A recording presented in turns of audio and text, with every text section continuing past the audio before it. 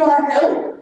We got a brand new renovations being done to the school. We need your help. So if you all get together and come to an agreement about what's going on, please, please, and pay your respects because y'all do owe him a lot of respect because he was the person, the voice of the people. He went door to door all the time. I met Eric probably in 2013 when I came home from Michigan State, going door to door, asking, would you vote for me? He would pull up in the driveway and check on his constituents in that neighborhood. We need that. We are the second smallest ward. And it's, again, 10,000 people over there, 6,500 demographic that are African American, was half of the population, and our properties are either going to be taken from us and they're going to move new people in there. We don't know what's going on, so we need y'all to provide that information back to us. Thank you.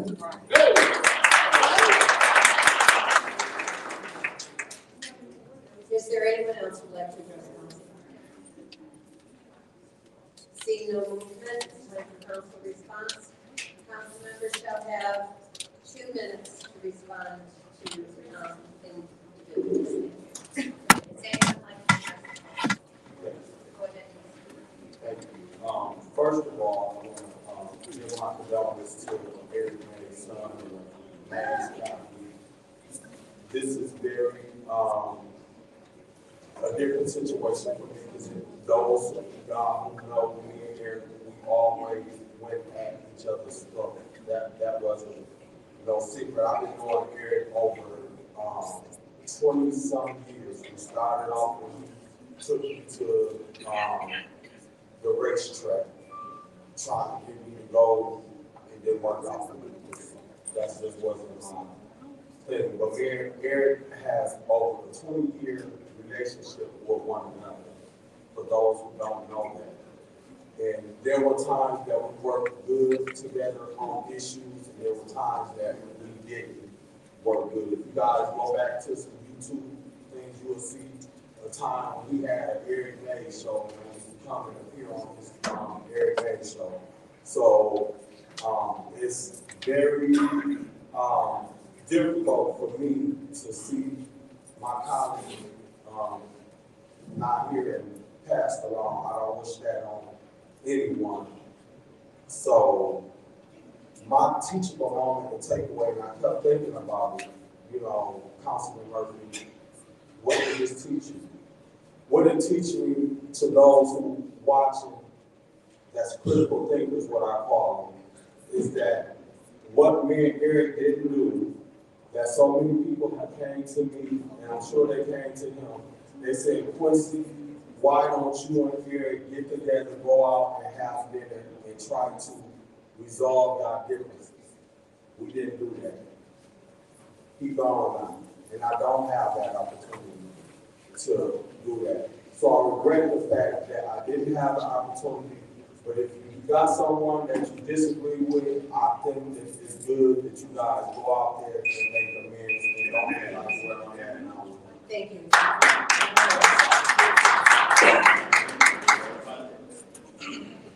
Ms. Winfrey Carter.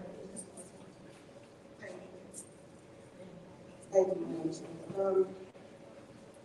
This is hard. I just want to say, I do extend my condolences to Eric Hakeem and the rest of the Mays family, to the community.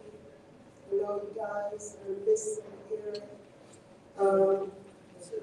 To my colleagues who are grieving, it's probably just the feelings.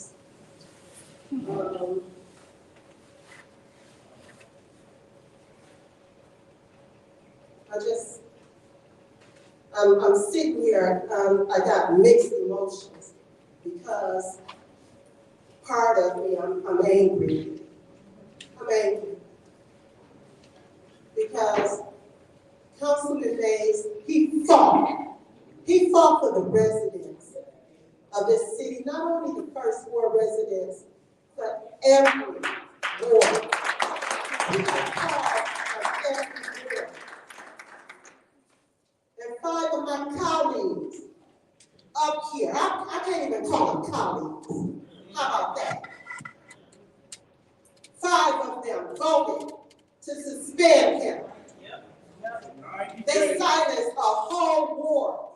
They disenfranchised an entire ward.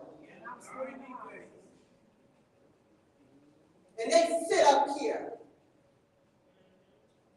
with these smug grins on their face. How dare you, Councilman Murphy, how dare you? You know him 20 years, but you gonna vote him out? How dare you? Thank you.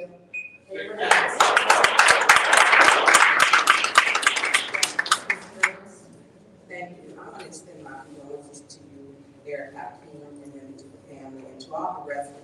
Because this was his fuel. This is what he got up every day for. This is what gave him the energy to move on. To my colleagues up here who actually had respect for him, Jerry Carter and Dennis Spiker, and for the other 5, I could care less. I want to know he lost his life. He's in time with death body fighting for residents. He was removed from his seat, not for 30 days, for 90 days. They garnished his wages. Every time he asked a simple question, a point of order or request information, they put him out. We now have more police in here than we have on the streets. Against the residents.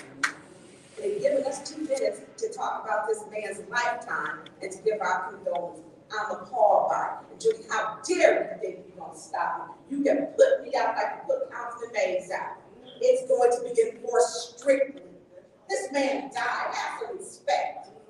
We don't know if it was something that was wrong. He was sick. We don't know. But his last time that he was here, when he said, "When you hear my home going, don't worry about me. Y'all can't even let this man breathe.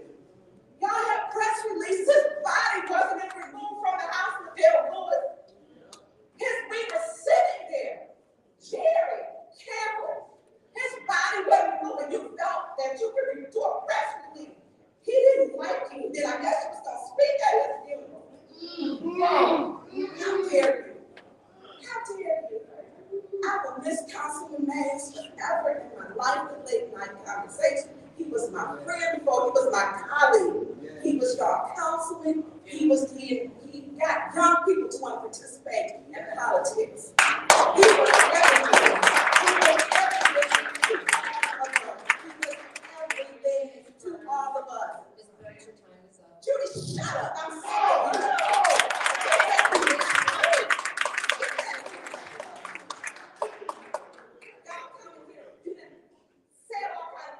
About this man, and you can't give us time to wrap up, to honor him. If you died, Judy, y'all can even give to his family. That is your time. Did not. And that was your first. May the hell y'all pay for him, you're bound in yourself. Is anyone else like to address? Excuse me, Madam No, Chair. ma'am, your No, time is up. excuse me. I appeal the ruling of the chair with the warrant. I appeal the warrant.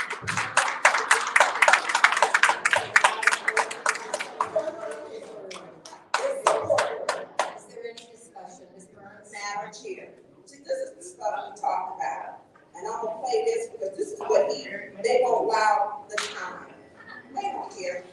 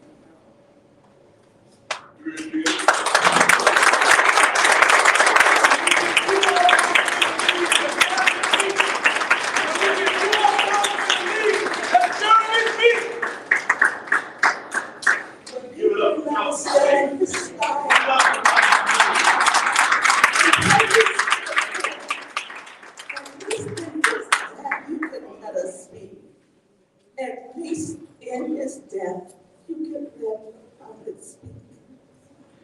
He represented a whole board. People found reasons to connect with him to where he invigorated the young people. He made people feel inspired that the hood was a neighborhood. You will not be forgotten. He died fighting for that last $40 million in our fund to make sure that somebody in the hood, in the neighborhood, got a roof, got a furnace. That if you were poor, that somebody was looking out for you. They didn't care. You know, they didn't care. They didn't care. They don't share the tear, but they'll give a press release. His body wasn't even removed from the house, and the press release was given. You can't imagine something so old, a person so cold. And I wish they would be quiet while I'm speaking, Liddell and Quincy, because it's rude. It's rude. And disrespectful.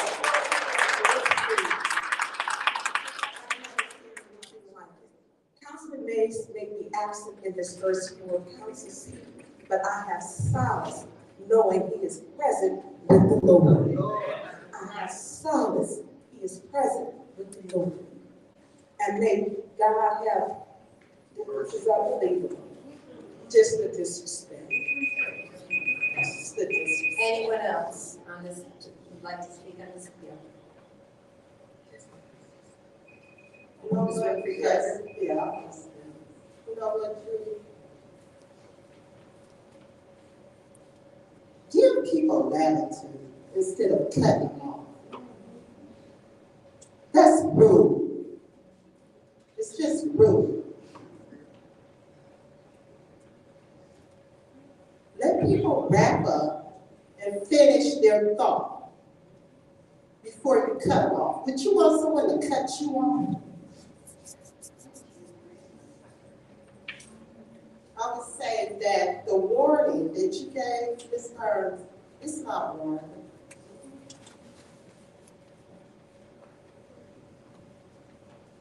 But you know what?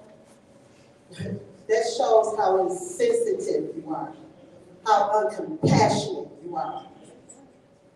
Really, and all, you shouldn't even be sitting up here. You don't care about the people. Sick and tired of you. I'll be voting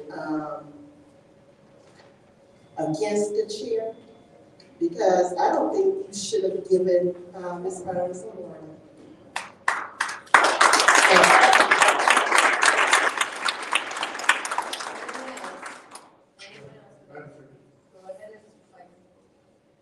See, we're in an unprecedented time here now. As far as us up here, as this current body,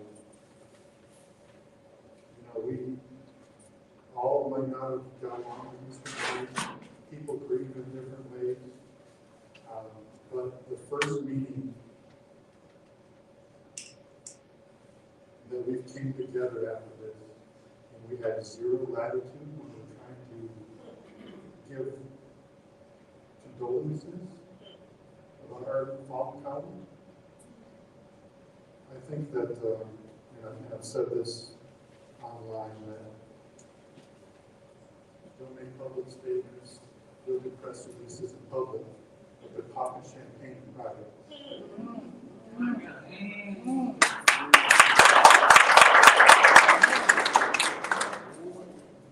It's a sad day when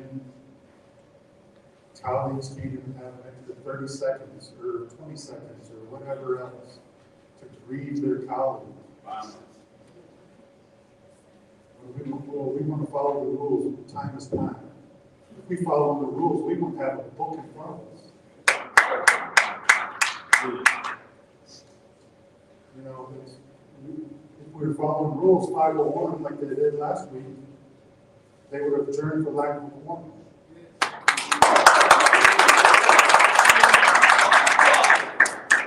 By precedent, everything from the lack of a quorum goes to special affairs. But no, they brought it back without any vote or anything else. So they want to have leniency and they want to make up rules and change them as they go along. But they want to break people's kneecaps when it comes to 30 seconds to read an apology. Have a little sympathy. Have a little bit of humanity. That's all we're asking. Thank you.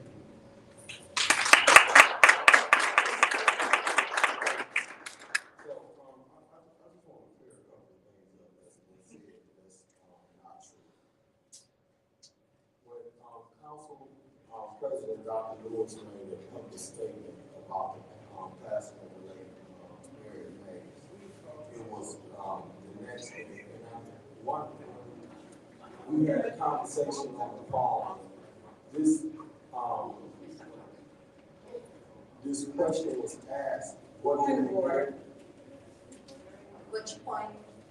Does Councilman Murphy realize I was sent after hers was there to refill at the house? Hers was sent and we were asked to give a press release. We were still at the house. That's improper. It was formed in a question. It's not improper because it's referring to, he stated that he wanted to correct the record in regard to the press release. It's addressing her press release. Thank you so much. So, the next day she called and she asked, what should we do? I said, Dr. Lewis, you are the president of City Council. We owe it to this community to come out and make a statement. Regardless of our differences, what we think. We have to come together now on one accord on behalf of Eric Mays. So you have to come and make a statement on behalf of all of us. My opinion, that's what a good president do. What Dr. Lewis did with the press release and the statement should have been on behalf of all council members, whether we liked it or not. She is the president. We have to respect her position. We have to respect her position, regardless of whether we like it or not. And that was that right there. And then let me conclude on the champagne that you think some of us maybe have had, Councilman Pfeiffer. Why you think some of us might have had champagne parties celebrating? Councilman Murphy don't play that. I don't play with no one's death. You or nobody else ain't gonna make me think how you interpreted how I might feel about this man's death. So no, I was not popping no champagne, and I'm not happy that my colleague is gone. So I just want you to be clear about that, because you can think what you want to think, but ain't nobody sitting up here popping no champagne because somebody passed away. So here you coming up with your interpretation of what you think we may be doing. And you can stand up and turn your back, turn the front, turn the sideways, you can do a cartwheel all you want to. Quincy ain't celebrating the death of this man. Yeah, coming back, right back at you. Thank you.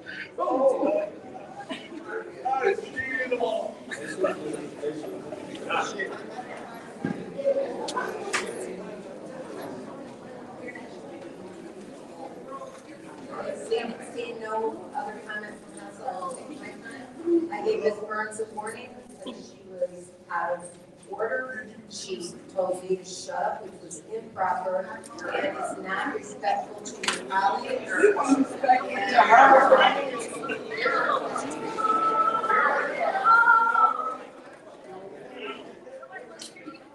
This is the vote, whether to overturn the chair. If you wish to overturn the chair, please vote yes. If no, please vote no. Madam Clerk, roll call, please.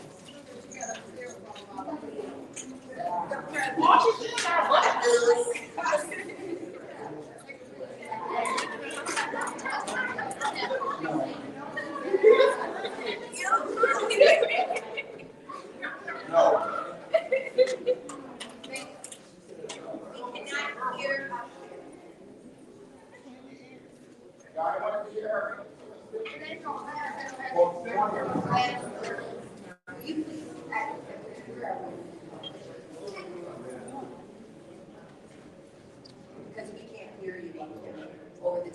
introduction of the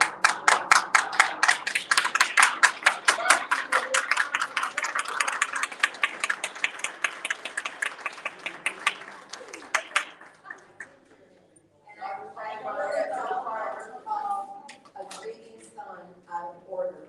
But sir, I am asking you to please be quiet, and I am sorry for your loss. Go ahead. Where are you? Dr. Lewis, No. No. Judy Priestley, No. Ms. Winfrey Carter, Yes. Ms. Burns, Yes. Ms. Mashat, No. Ms. Piper, and Ms. Worthing is absent.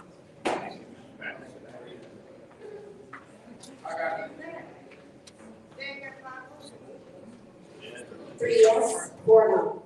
The vote is 3 yes, 4 no, that warning stands. We are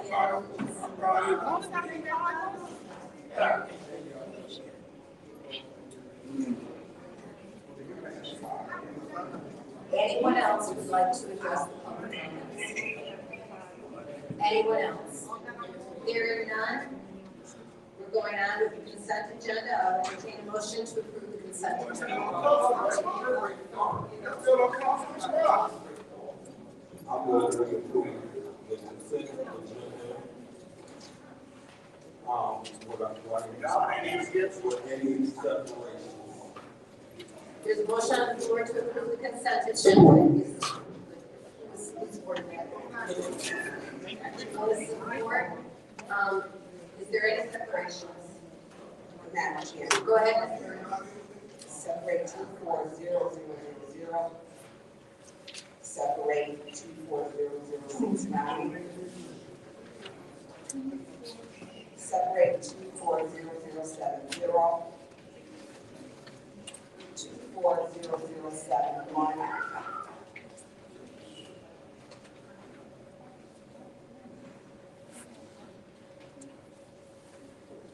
24074, 24077, 24078, 24079, 24082,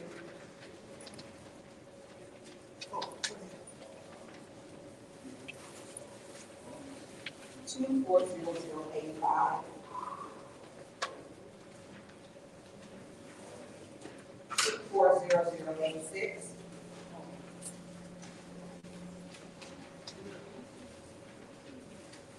24087, 24088,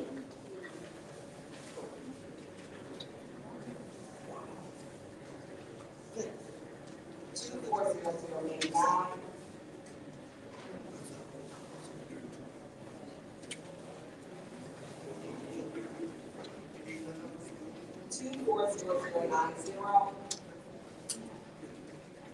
24090, 24091.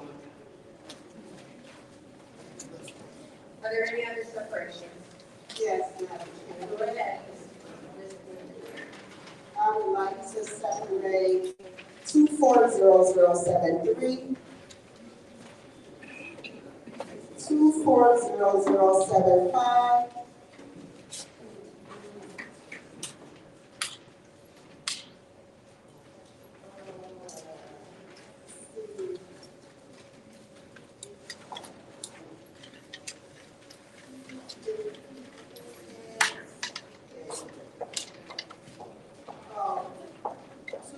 2400083.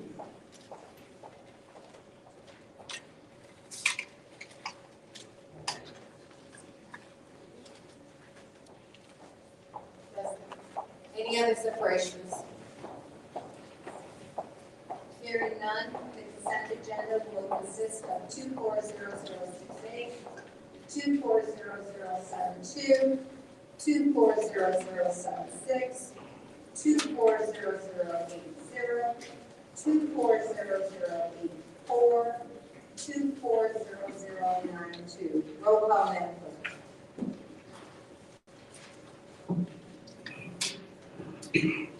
Mr. Murphy? Yes. Ms. Priestley? Yes. Ms. Montgomery? Yes. Ms. Burns? Yes. Ms. Shad? Yes. Mr. Piper? Ms. Williams is absent. Ms. Lewis? Yes. Vote is 7 yes, 0 no. The vote is 7 yes, 0 no. Those resolutions will be sent to council. The first separation is 240000. I'll entertain a motion to approve. Or any motion. Yes. Go ahead. I would like to, keep this in, finance. Okay, there's a motion on the floor to keep 240000 in finance. Is there support? Support. It's been moved and properly seconded by Ms. Machado to keep resolution 240000 in finance. Is there any discussion? Madam Chair, Go ahead. put this in the department, Attorney Sparrow, are you handling this current with the legal department in regards to the foreclosures? But I know there's some legal issues with that. Yeah, so it should be kept in the legal department. One of my concerns was still how we appropriate money, and this was one of the issues that Councilman Mason, we have a young lady, Riverdale, I think that's her name, if my mind serves me correctly. With some of the homes, those homes had fallen, her home had fallen into foreclosure. We got the 18 homes, which some of those have been sold off, but these are for the 190 homes that had went into foreclosure. And with the, an investor bought them, the vote was 233. I don't know how we service these in this forever in committee. I think it's at the time we need to either do something or let it go. I don't know how we assess this. To give out to Attorney Sparrow. Yes, How would we, if we're looking at giving, I believe we gave 50,000 at first, and now we're looking at giving each, this is 5 to 5, I believe Councilman Murphy had put this, it was his idea. But to put 150,000 aside, has anyone in your office discussed that, or is it someone working on it? I can tell you that I did speak with Mr. Kim regarding this issue briefly before the meeting. I know he is looking at it because Attorney Sparrow, please speak into the mic. I can tell you that make sure the green light is on. I can tell you that I spoke with Attorney Kim briefly before this meeting regarding this issue. He has concerns, and the concerns revolve around the fact that a municipality cannot simply gift money. And that is the issue, that's the underlying legal issue. I do not know from my office if anyone is actually working on the exact issue outside of Mr. Kim, and I would prefer that the council would have to speak with him directly. But the underlying issue is that any government agency simply can't make a gift. And that's the problem. Okay, I did have a question. The time is winding down. That is a concern. Thank you for sharing that. I'll go to my other colleagues. Is there anyone else? Yes. Go ahead, Mr. Burns. Thank you so much. So the purpose of this resolution, in all due respect to you, attorney, the resolution was never drafted to give money. And then if you read the resolution, I'm not sure if you have read the resolution, if you haven't read the resolution, I would think that would be important for you to read the resolution. In the resolution, resolution, it does not say give money to individuals. The idea of the $150,000 was because 190 homes have been sold to one company for $1.5 million.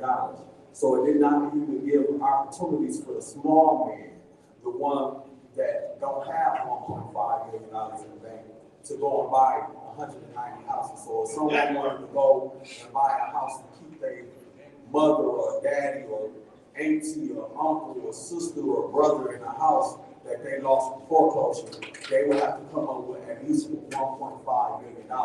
And anytime somebody put together a bulk of 190 to 230 properties to sell at one time, make some red flags get raised. So first of all, because I was in a meeting with the group that came and bought the properties, I realized from talking to them that they had some people that were in homes that were so dilapidated that they can't stay there in order for the new companies who bought the house to even go in there and start fixing it up. They have to move because it's just that far gone and they got to get the house up to code. So my idea for the 2,000 was to use the 2,000 to work and find a fiduciary, such like Catholic Charities or someone to serve as a go-to to pay the first month's rent and deposit for wherever they may have to relocate, to move, because they live in a house that's dilapidated. Maybe they got an outstanding water bill, because from listening to Amanda, some of them living in homes with no water. So if they move in a new home, they may got an outstanding water bill that they gotta pay, and they may need some assistance, because they may feel on hard times, because maybe they had COVID or anything. Who knows what their financial situation was. I ain't never put in a resolution that they go give some money. I know my colleague put in a referral asking for a legal opinion on can we help these people that's finna get disenfranchised and have to move. So the money, the resolution was never for money. I just want to be clear about that. Thank you. Thank you. Madam Chair, Go ahead, Mr. Pfeiffer. I think that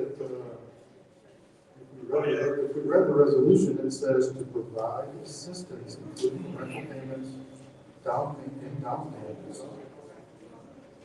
I think that's giving money. I just don't understand why it's going to legal services of Eastern Michigan to be the fiduciary or anything else. We don't. So what's the point of information?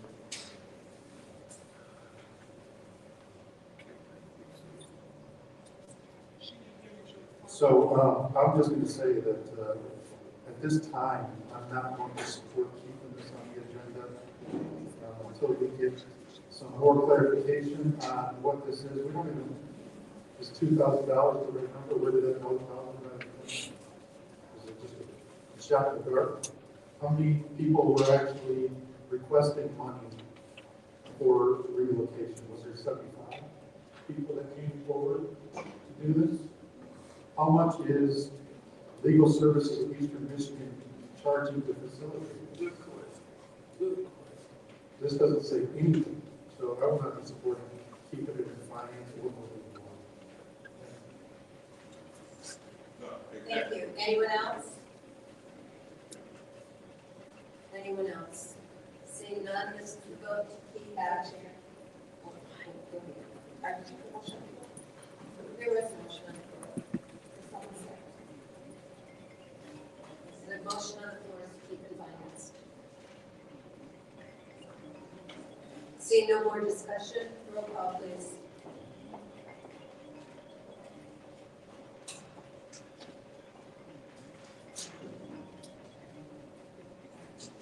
Ms. Priestley? Yes. Ms. Carter? Yes. Ms. Burns? No. Ms. Ms. Shaq? Yes. Mr. Pfeiffer? No. Ms. Worthing is absent. Ms. Lewis? Yes. Mr. Murphy? Yes. The vote is 5 yes, 2 no. The vote is 5 yes, 2 no, that will stay in finance. The next resolution, separate resolution, is 240069, reallocation of SBA grant funds. I'll entertain a motion.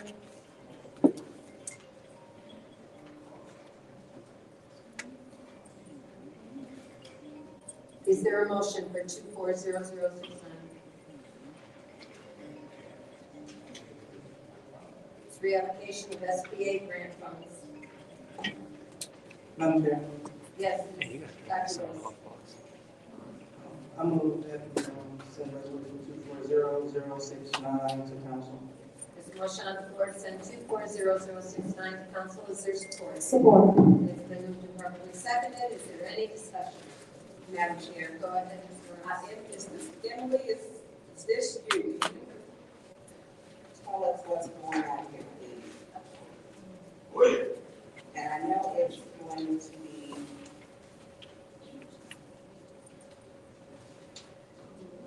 We've had a lot going on, Emily, so we're literally reading. Thank you.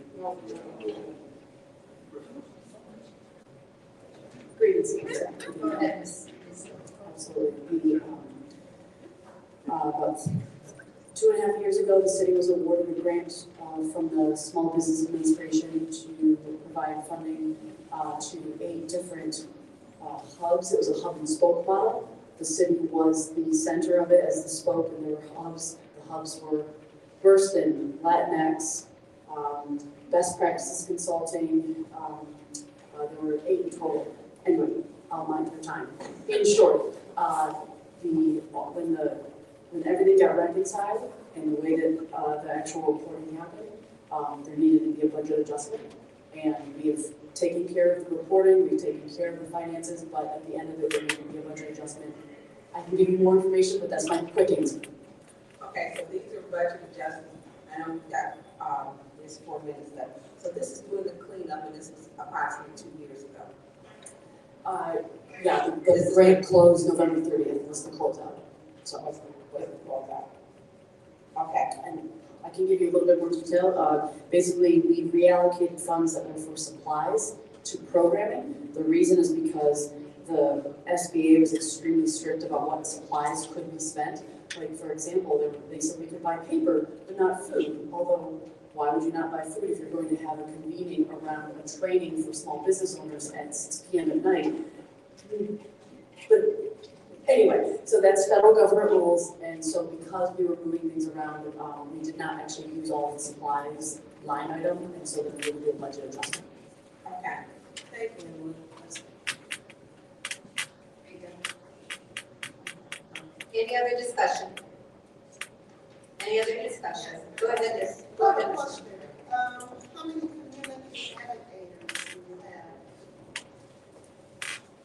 have? We have served 378 entrepreneurs during the life of the grant. The Community Navigator Pilot Program, CNPP, did refer to the hub and spoke model. So the spokes, there were 8 all over the community, and then the city was the hub, and the ultimate fruition, I guess, of what happened was we were able to hold 378, and over $2 million was organically raised for different entrepreneurs, and collectively that helped over 100 of them were able to actually get funding in various ways. Okay. And so the program is now at we just got our agendas, not too long ago, so we're still reading over. So, the program is over, right? That is correct. Okay. Was the program successful? Yes, and I would like to share actually the deputy director of the SBA, so he actually reports to the person who's the head of the SBA that reports to President Biden. So His number two was actually in Flint 2 weeks ago, Mark Madrid, and we took him around and introduced him to a number of businesses who had been helped in the CNPP pilot, and he was very excited about Flint.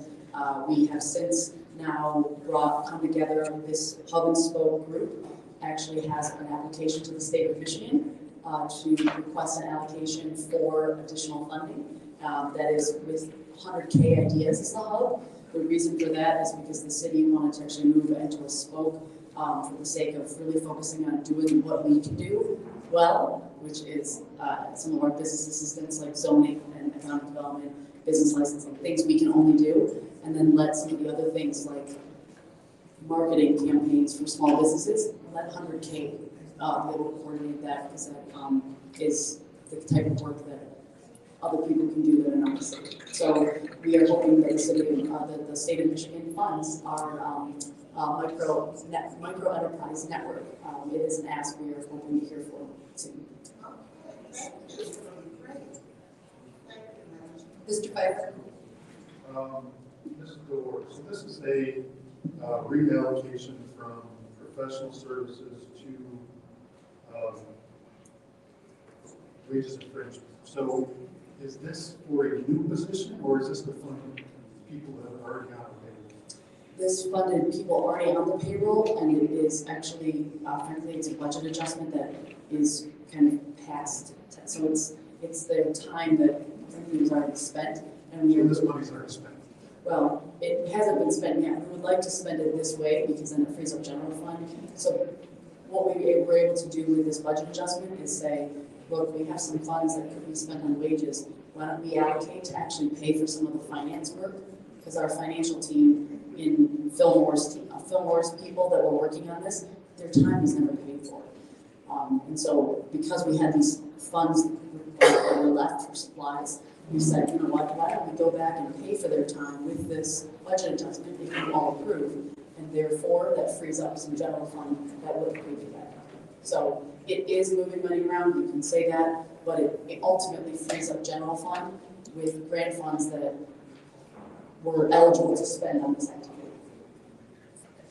So with that being said, will there be a budget adjustment from the general fund? I believe so. I don't have the resolution in front of me, but that's my understanding is that they would do that budget adjustment to then be able to fully close out the remainder of this grant. So we should see a budget adjustment from the general fund for the same amount of money that we're reallocating? I think so, unless it's part of the budget process that I know about, but yeah, I don't know if Phil wants to comment on that. Mr. Moore right there. Yeah, maybe. Mr. Moore? Oh my God, there you go. Up and hit the man up. So. Sorry, Phil. I know this is a Stephen thing, so I don't know what Stephen's doing. Sorry. This court reallocating this from this grant to pay for these wages that have theoretically came out of general fund or were budgeted to the general fund. Are we going to then get a reallocation back from the general fund? Normally what happens, it just, It's just going to be in a surplus in the general. it just go back into the general fund. As a surplus, so there'll be no Correct. budget adjustment. It just show a surplus for this dollar value to pay for those. That's correct. Wages with what? Okay, thank you. Any other discussion? Any other discussion in the first round? Any discussion in the second? Seeing none, roll call to send resolution 240069 to council. Ms. McCracken? Yes. Ms. Burns? Yes. Ms. Bouchard is absent. Mr. Pfeiffer? Yes. Ms. Lewis? Yes. Mr. Murphy? Yes. Ms. Priestley? Yes. The vote is 6 yes, 0 no. The vote is 6 yes, 0 no. That resolution will be sent to council. The next resolution that is separated is 240070. I will entertain a motion. to send to council or entertain. Is there a motion? I'll move to send resolution 240070 reallocation of ARPA funds, mission for breastfeeding network. There's a motion on the floor to send 240070 to council. Is there support? Support. It's been moved and properly seconded. Is there any discussion? Madam Chair. Go ahead, Ms. Burns. Mr. Moore, if you could head this way, please. I got a question, and I know you can hear me as you're walking. This is for the breastfeeding, together breastfeeding network, 115,000 in the amount, to give them 115,000. My question is with the account. I know after the money we were moved to the general fund, the 40 million, and they were supposed to be within 45 days moved to another account with some type of restriction. Is that correct? That's correct. Has that been done? Yes, it has. Okay.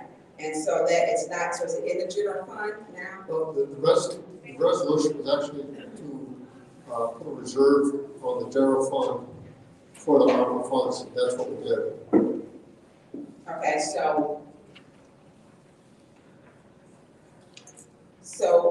it's a reserve, but it's in the general fund, but it's underneath the ARPA guidelines. That's correct. Okay, because when you were here before, you mentioned they had for 45, we're like a 45-day holding period. Right. That's lapsed, occurred, and is now in the reserve. I remember that resolution.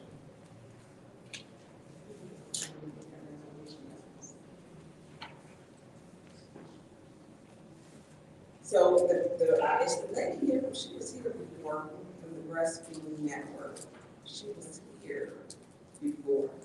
That's all I have for you. It's that, I see Shelley moving. Are you going to ask Shelley? Yeah, looks like Mrs. Sparks Green? Shelley, so the 115,000, how would they be applying this? So they're gonna do like, so they're gonna like the first.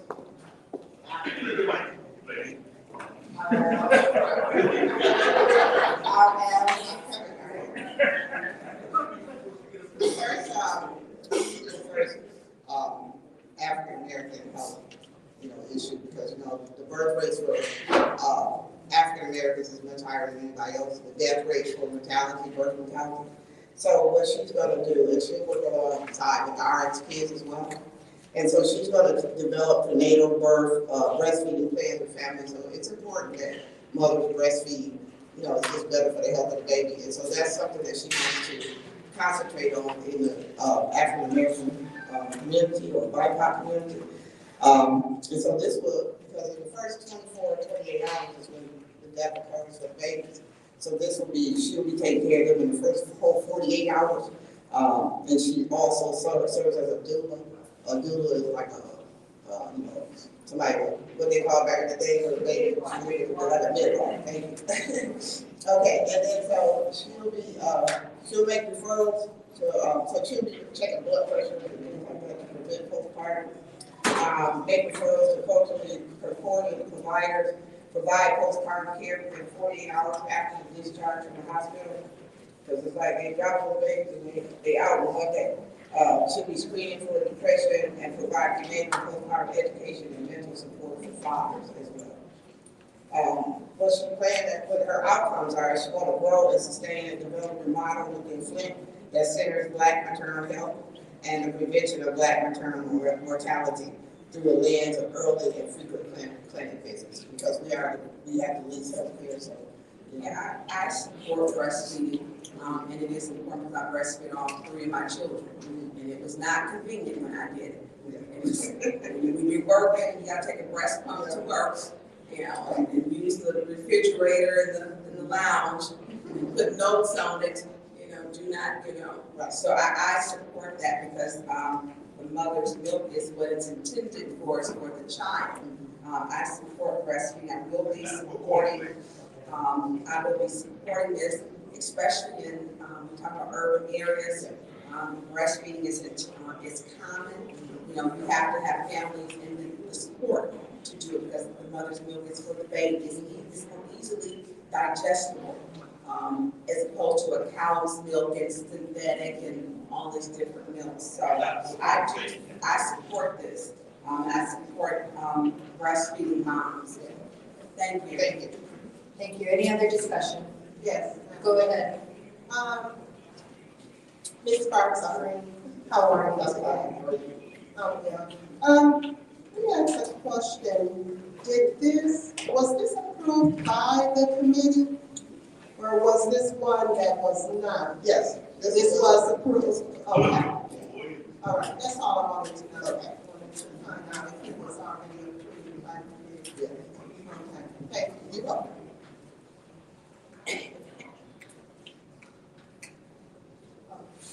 Okay, thank you. And Mr. Piper?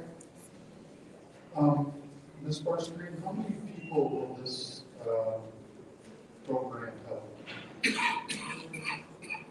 I don't exactly know how many people it will help, but it's going to be, it'll line up with the same as our kids, so they'll be supporting those mothers as well. So as far as the mothers with RS kids, whether they have about 700, 800, it will support those. So this says for IPOC families, is it for other reasons too, or just? It is, but it's just directed towards it. And is this, I'm assuming this is a sole provider, or their sole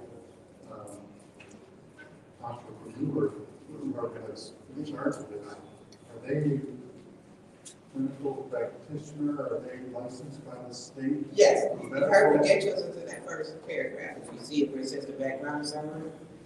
I'm sorry, I don't see where it says that they are. She's a childbirth educator, a lactation professional, and birth and postpartum. Is that a licensed medical practitioner that's going to provide these services? Or are any of those licenses, or are those just titles? I believe they would have to be licenses to be a childbirth educator and a lactation professional. Can you provide any medical licenses that this person has before Monday? Yeah, I see what she has. I just want to make sure that the person that we're putting out there to provide medical services is licensed to provide medical services. I don't know if she, I'm sorry? oh, I said, I don't know if she's specifically providing like medical services.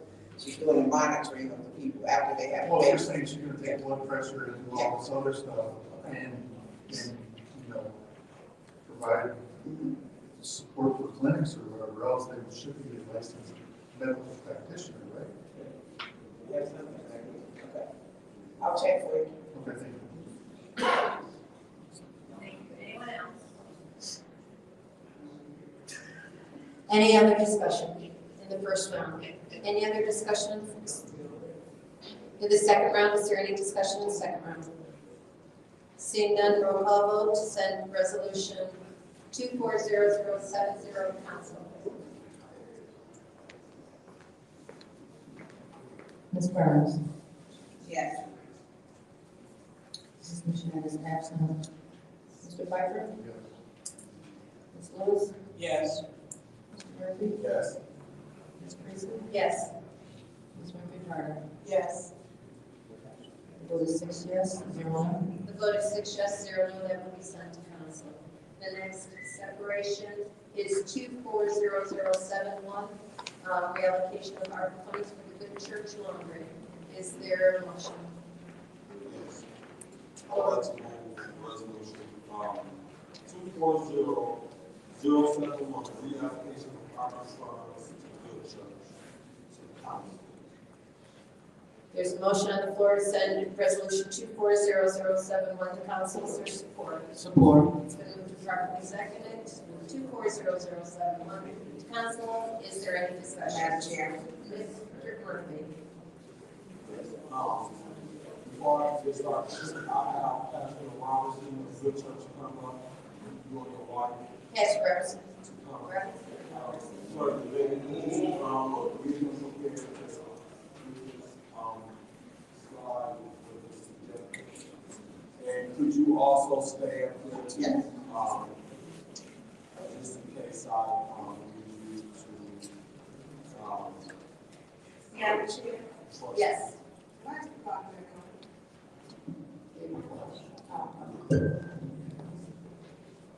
Thank you.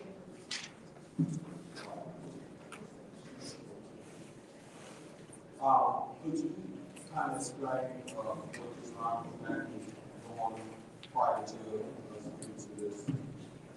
Yes, good evening. My name is Leo Robinson, and my wife is Leosha Robinson. Good Laundry is a laundry project that's been in the works for a little over 3 years. It started because of the need of individuals in our community in the 4-mile radius of our church that are in need of access to clean clothes. And low cost is what they've been asking for. They've been having to get on the bus because the majority of our community ride public transportation to get on the bus to get to the nearest laundromat. And so it wasn't food, it wasn't anything like that, it was access to clean clothes. So with that being said, our church stopped distributing food and started to put our resources toward laundry services.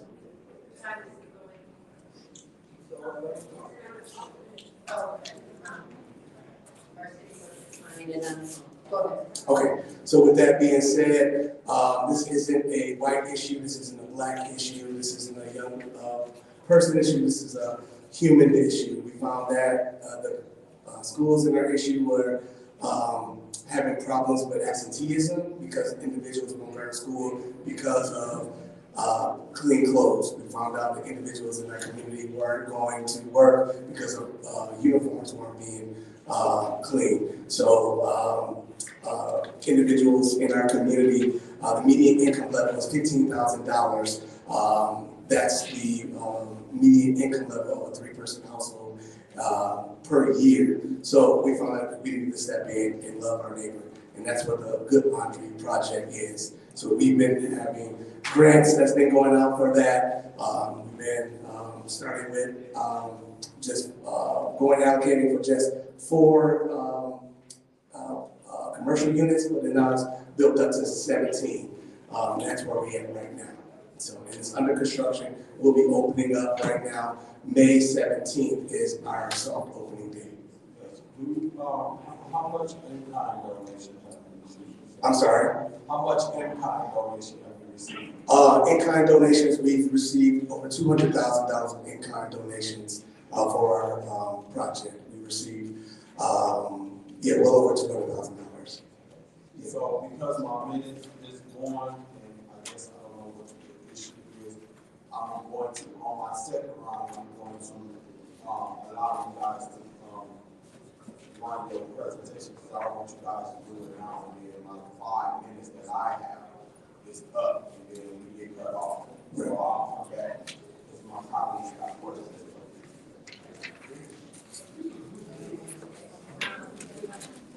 Madam Chair. Thank you. This was not approved on the original article. Did city contact you and tell you were declined at first? No, ma'am. Okay, because I know I had spoken to Councilman Murphy. Despite though I don't agree with him about this, I agree with this project. And Good Church was doing some good work. And also Chad Slosser, one of the presidents of one of our associations in my ward, has also spoke about the good work that you have actually done. But you were not initially approved to get anything at all. And it was not. And I know that's one of the things that was talked about. How many washers did you say that you have? We are scheduled to have 17 in our program. How many do you have now? Oh, we just ordered them. Just ordered? Yes, ma'am. Yeah, just How much ordered. does the washer cost? They're 10,000 per machine. And what about your dryers? Oh, I'm sorry. I was actually, we're having 8 washers and 9 dryers. 8 washers and 9 dryers? Yes. How much does it cost to use? Yeah, so I was answering that, $10,000 per unit. Is that a washer unit or a dryer unit or together? for installation per unit. So because they have to be installed, the average cost is $10,000 per unit.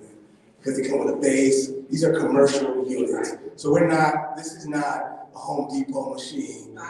Yes. I completely understand. Yeah, yes, ma'am. Washer, Yes. especially when you have to go to the laundry. Exactly. So we have an 80-pound, just to be clear on it.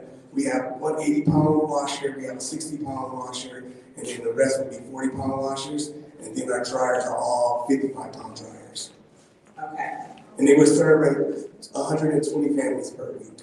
Okay, and how much is your total cost for your project? You said you received in-kind of $200,000, and then this is to give you $145,000. Right. How much does it cost to run your project for a year? What is your estimate? So our estimate for a year, we received, because we receive around $400,000 where our project is going to be, at the end of the project being complete, will be around $400,000. I'm sorry, it'd be about $40,000. $400,000 when the project is complete. Around 400, a little between 400. That's to get it up and going. Yes, ma'am. And then how much is the cost per year? Because you still have a water bill, like yes, washing, energy bill, washing detergent. yes. So because we are a nonprofit, right now we've already received well over, I want to say, probably about 6 months of washing detergent from other nonprofits. So it's hard, I'm being honest, it's going to be hard right now to tell you and estimate what it's going to look like for a year because of looking at the cost, because we are a nonprofit and we have to cut the cost for individuals to do their laundry. We're at 50%. At the church? It's the low, yes ma'am, it's in our lower level. It's in your lower, where's the church at? 1034 East Holbrook, right across, we're on Carpenter and Selby, right there, like 475. Okay. Yes. And it is a need for, it is a basic need. We say water's a human right. And kids do miss school. One, they don't have that first 30 to 60 days, they don't have uniforms. Exactly. Or if they have them, they're not clean. Right. And you will see kids, because they're embarrassed. Exactly. And so the parents are embarrassed because they may not have water in their home, or washer and dryer, or access to transportation to get to a laundromat. Exactly. And so this project is a good project.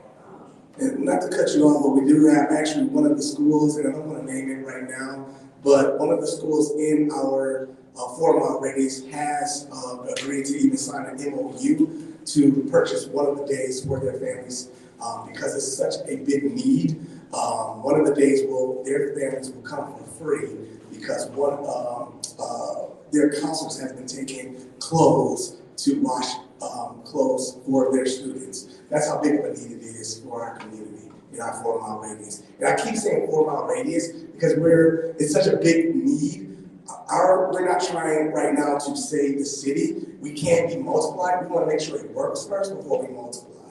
And our 4-mile radius is our impact zone, and we're trying to make sure everything works before we start to multiply this model. Yeah, and the time is up to the second round. I know you have a presentation. I look forward to watching your presentation, which will be on Councilman Murphy's time. So I look forward to seeing that. Right. Thank you, Ms. Burns. Anyone else in the first round? Go ahead, Ms. Pfeiffer. When you say low cost, what does that mean?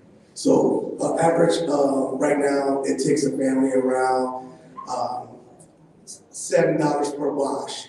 We want to cut that cost to $3.50. So individual family that come in, they're not asking. I mean, sometimes it's assumed that individuals who are in the low income range always want things for free.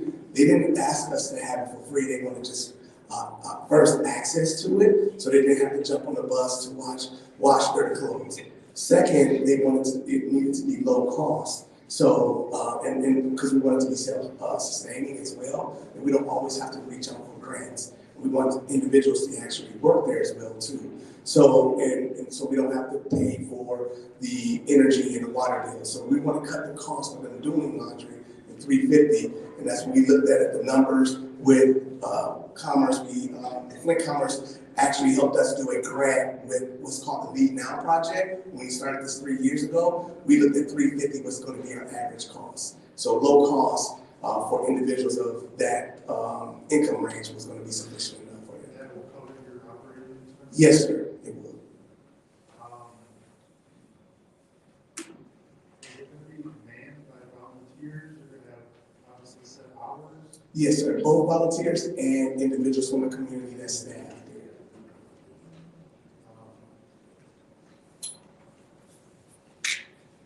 I guess my next question is more on the building side of it. And you have the infrastructure in your building to handle the extra water, electricity that's going to be needed for all this? Yes, sir. That's what the 3 years has been building up with.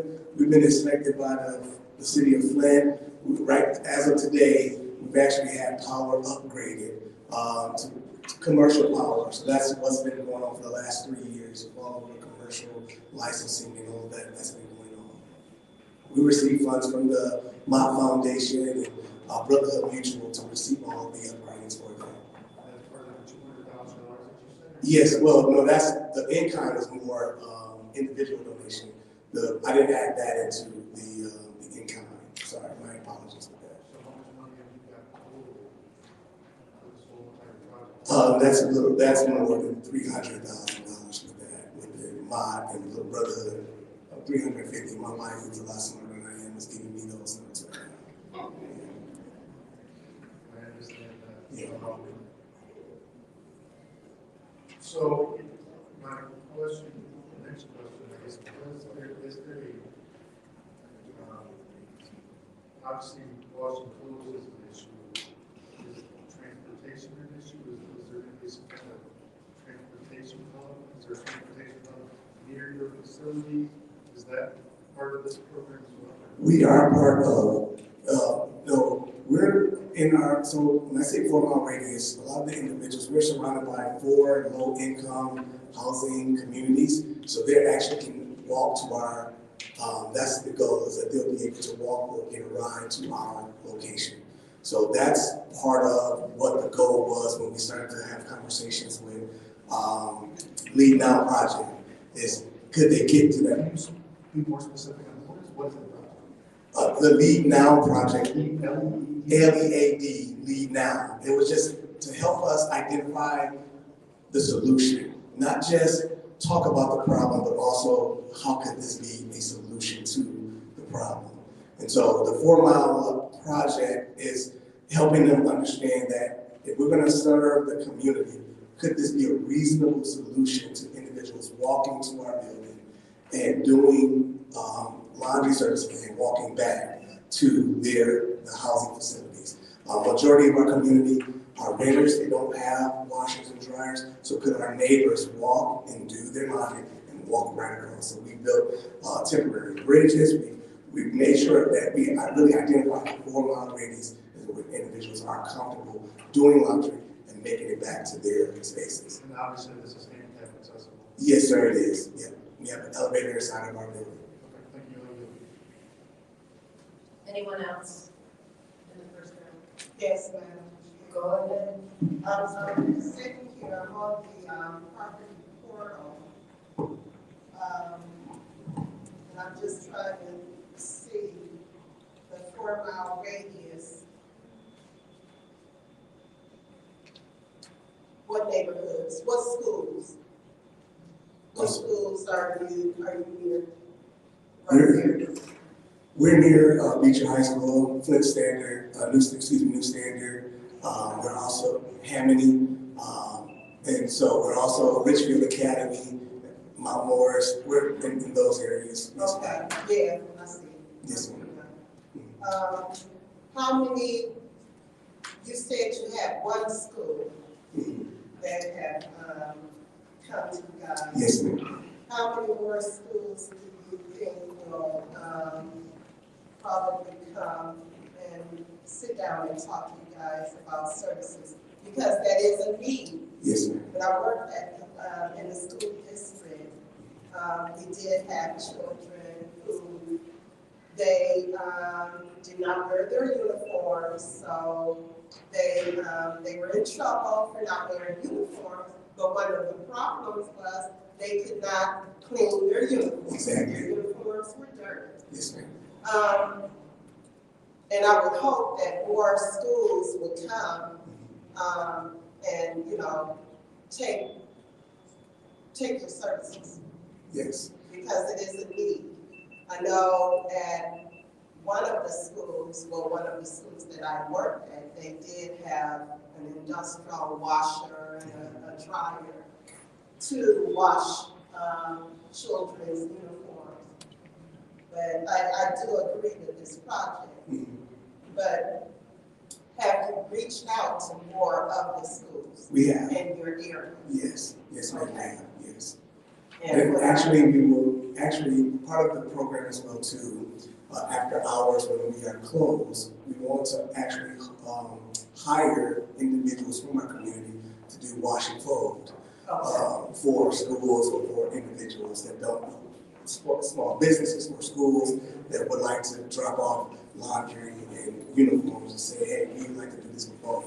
And so that hires individuals from our community to do, because we have 80-pound washers and 60-pound washers, so we can do that and both throughout the night as well too. That sounds good. Yeah. And that also identifies and solves another issue with low employment rates in our community as well too. And I'd like to add too, every individual, I won't say every, excuse me, majority of the individuals that have worked on this project has been in local contractors as well too. Okay. Yes. Sounds good. Thank you. Any other discussion in the first round? Go ahead, Dr. Lewis. Madam Clerk, Madam Chair, Madam Clerk,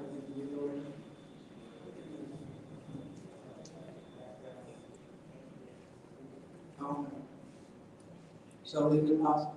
So is it well, I'll Shelley, Ms. Barton Green, could you please report the record?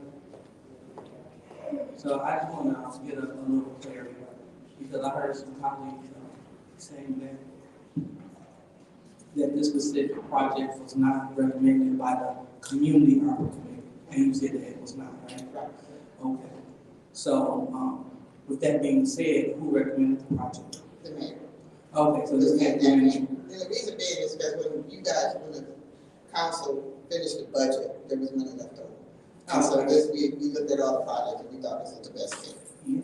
So what we have here is the administration gives recommendations as well as the community arbor committee. As well as council. All right, and then council makes the final decision. All right, thank you. I want to clear that up because I know that there was some slingers remarks about our colleague stating that he brought this up on by himself. So thank you for clearing that up. All right, so and also let's drop through with that as we continue to wait for them to email that. Laundromats are money makers. I just went and watched conference. Cost me like $15, $20. They can grow easily thousands of dollars a week. So I know that this project is sustainable because it pays for itself. And your location is ideal. And not just that, people will travel just to utilize your laundromat. So the question of sustainability is not an issue here. The issue is just us administering these funds so we can continue to help the northeast side of the city. So I definitely appreciate your efforts, and we are definitely waiting for for the email to be sent so we can start the presentation. I'll let you speak. Yeah, I'm sorry. We're just loading slowly, but I appreciate that, and that's been our heartbeat. Is that again? It's not a ward issue or a political issue. We're just doing our best to serve individuals. It's not even a religious issue. We're a nonprofit, and United Way and Mott have stepped in to help us because again, you should see the support that's going on because I think everybody feels this pressure of just trying to help people, and that's what we're trying to do. And I appreciate you guys, and that's really what we're trying to do. And that's why I wanted to make sure I stepped in today, is make sure that I know people see church at the end of it. It's really not a church. And I also want to add, when they're in our building, in the lower level, it becomes a hub because people have to spend 3 hours doing laundry. We are trying to partner with other organizations and try to find out what other resources do those individuals need to kind of move past other barriers in their life. So if there's other volunteers or other resources they need, so you guys are talking about breastfeeding. So if there's breastfeeding education that can happen while individuals in that community is needed. Is it housing education that's needed? So, because there are more renters than homeowners on that side. What else can happen while they're 3 hours spending down there doing laundry? Because that's what we're called good laundry. We want it to be a hub, not just for them to do laundry. We want it to be a conversation happening down there as well. So I don't know what's happening, it's still paused, so, but pretty much what I'm saying is on that presentation. Okay, all right, so yeah, I appreciate that. Because a lot of income dependent isn't really one of the biggest factors either. I know people, they just don't have washers and dryers, and they look forward to going to the laundromat. Yes. So, and that's just the way it is. Yes. So it'll be a great thing for the community. So I might like to ask Madam Chair, is it possible for us to stay at these for 5 minutes or take a 5-minute break so we can make sure that we get that? Because I don't want it. I want it to see it. Yeah, I was going to use my time to have them do the presentation as well, but it is taking time. So without objection, 5 minutes. Thank you.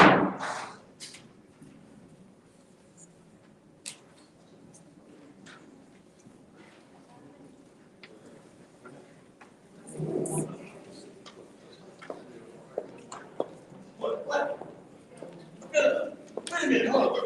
What came out of here is the echo in here. What?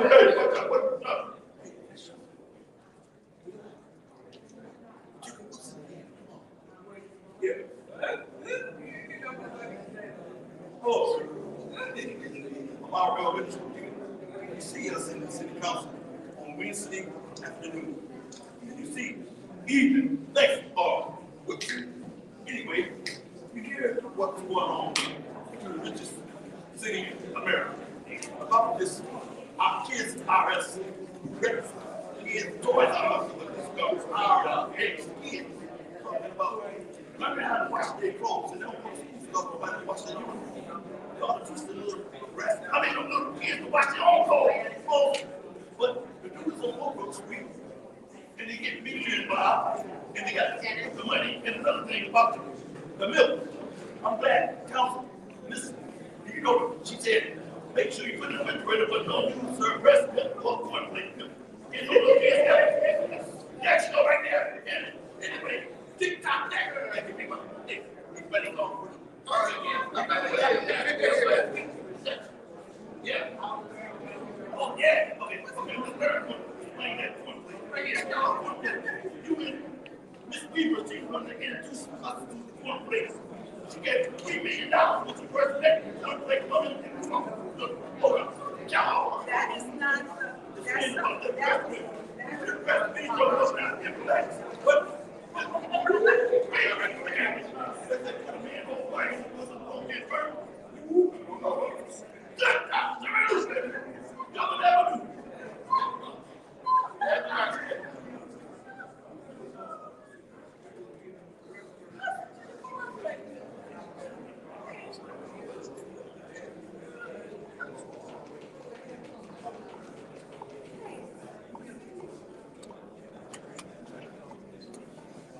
Oh my God, that's who you are. Now wait a minute.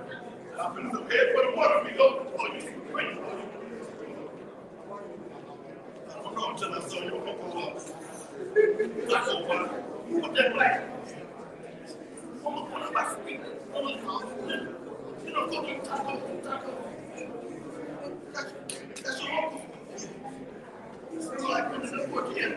The Western, he is all this. Yeah, wait a minute, you watch out. The big black guy. Like you was finna do. Yeah, you had a big one with a dog in it. Bring him in the council like, oh, yeah, you can't bring up the money there. You know what? Oh, cool. All right.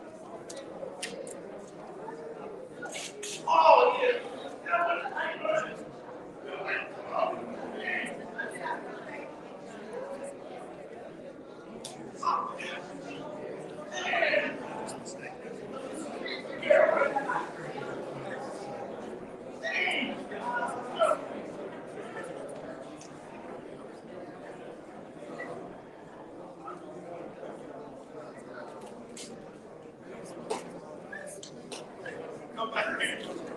Look, come back this way. Come from Carolina. Thank you for the next game.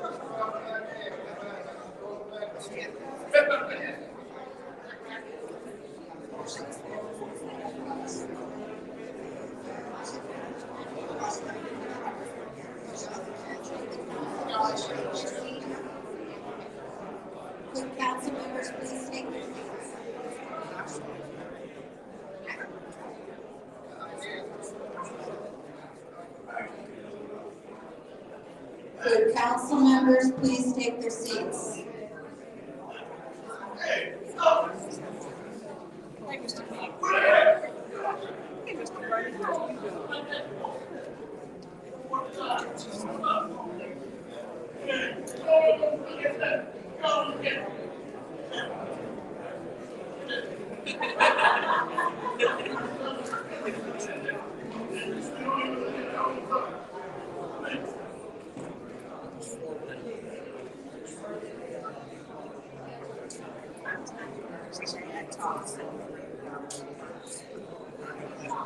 Could council members please take their seats?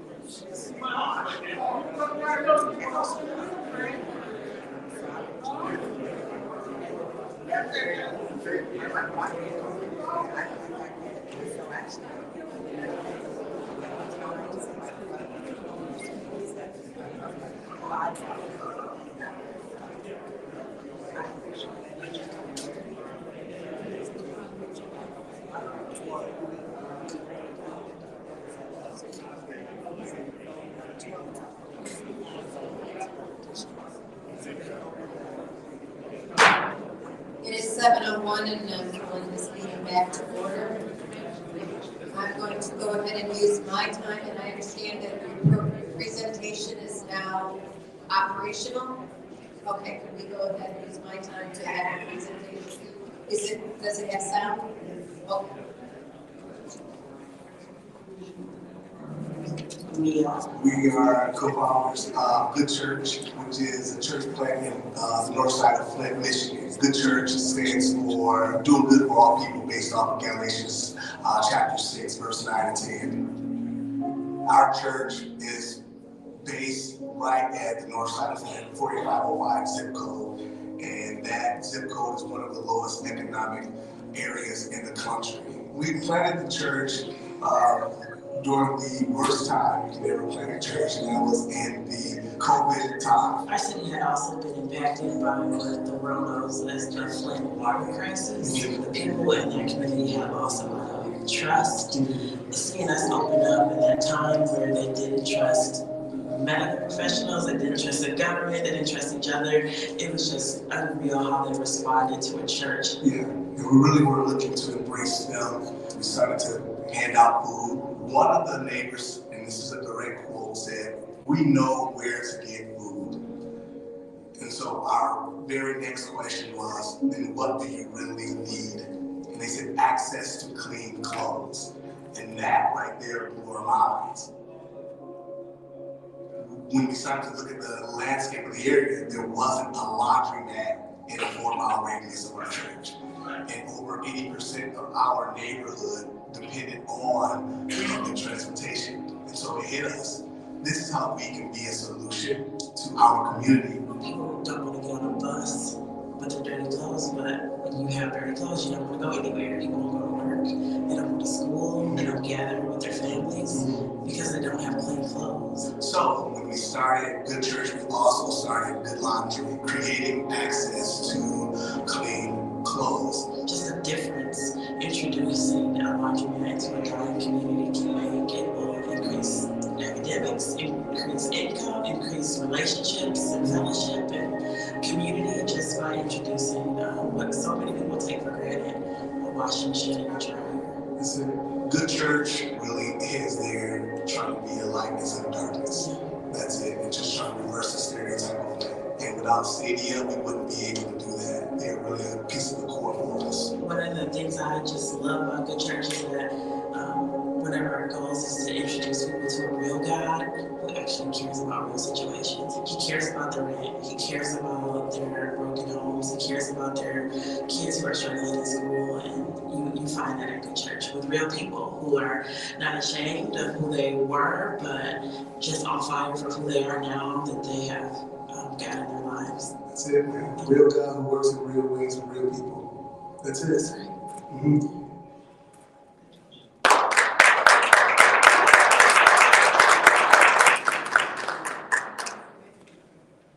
That was a very professional, well done video. Thank you very much. Any other discussion on the second round? Yes. Go ahead, Mr. Murphy. Yes. So do this Good Church Laundry, do y'all have an organized board? It's a great question. Our board is separate from the church, Good Laundry board, due to United Way stepping in.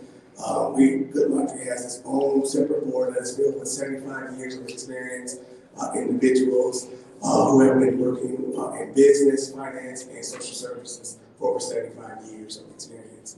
And so it will have its own 501c3 as well too in the next several months.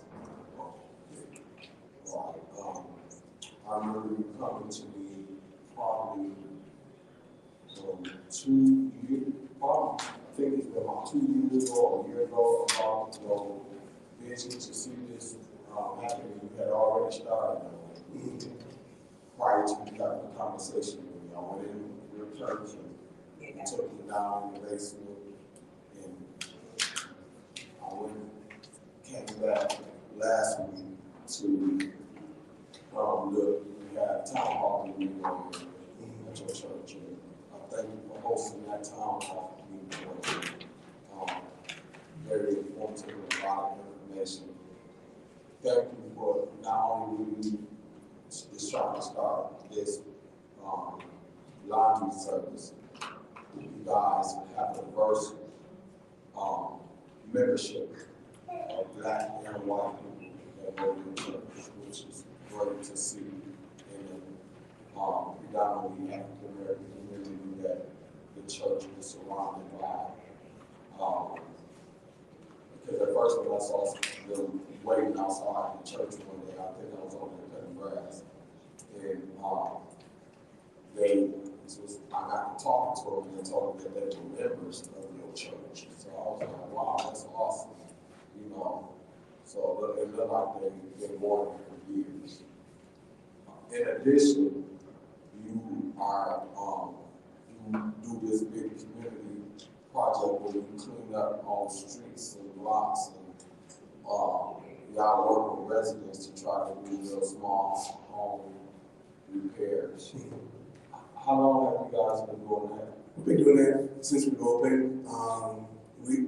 This will be our 4th year, and this year we're doing 2 of those. We call them Flint, and we do at least 20 homes that we help repair, siding, cut grass, things of that nature, trees down, things like that, and we just take an evaluation of what they need and make a direct impact of what is needed around in our neighborhood. Blight, and they help as well too. We partner with them with their homes. We just don't do their yards for them. We partner with them and take ownership of what their yard or their homes, whatever's going on. Well, thank you guys for coming down here, and I hope he answered questions for my colleagues so that they can hear for themselves what's going on with this launching services that you guys are trying to provide. And I'm not doing this because I'm just the council. I just think it's a good thing for the community. When other people come to me and they got projects in their area that they're trying to do, I try to do what I can to troubleshoot how we can help make it, and with the work of us working together, hopefully we'll be able to help you guys move forward on your project. Because I know at this time you're just looking at the gap funding to try to help offset some other expenses that you might need to take on when you come out to conclude. You already got some funding, so it ain't like this will be the startup funding. You already got additional funding. This will help leverage dollars. And my colleague in the 4-4 always leverage dollars, you know, so this is what it looks like. So thank you guys for coming, and hopefully we will be able to move this to the city council on Monday. Thank you for considering this.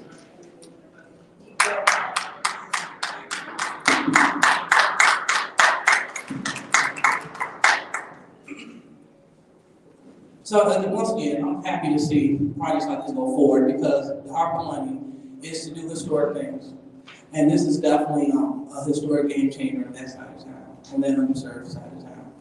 And this, as well as things such as erasing medical debt, you know, that's what we're aiming to do with these ARPA funds. So people won't have to worry about carrying the burden of medical debt.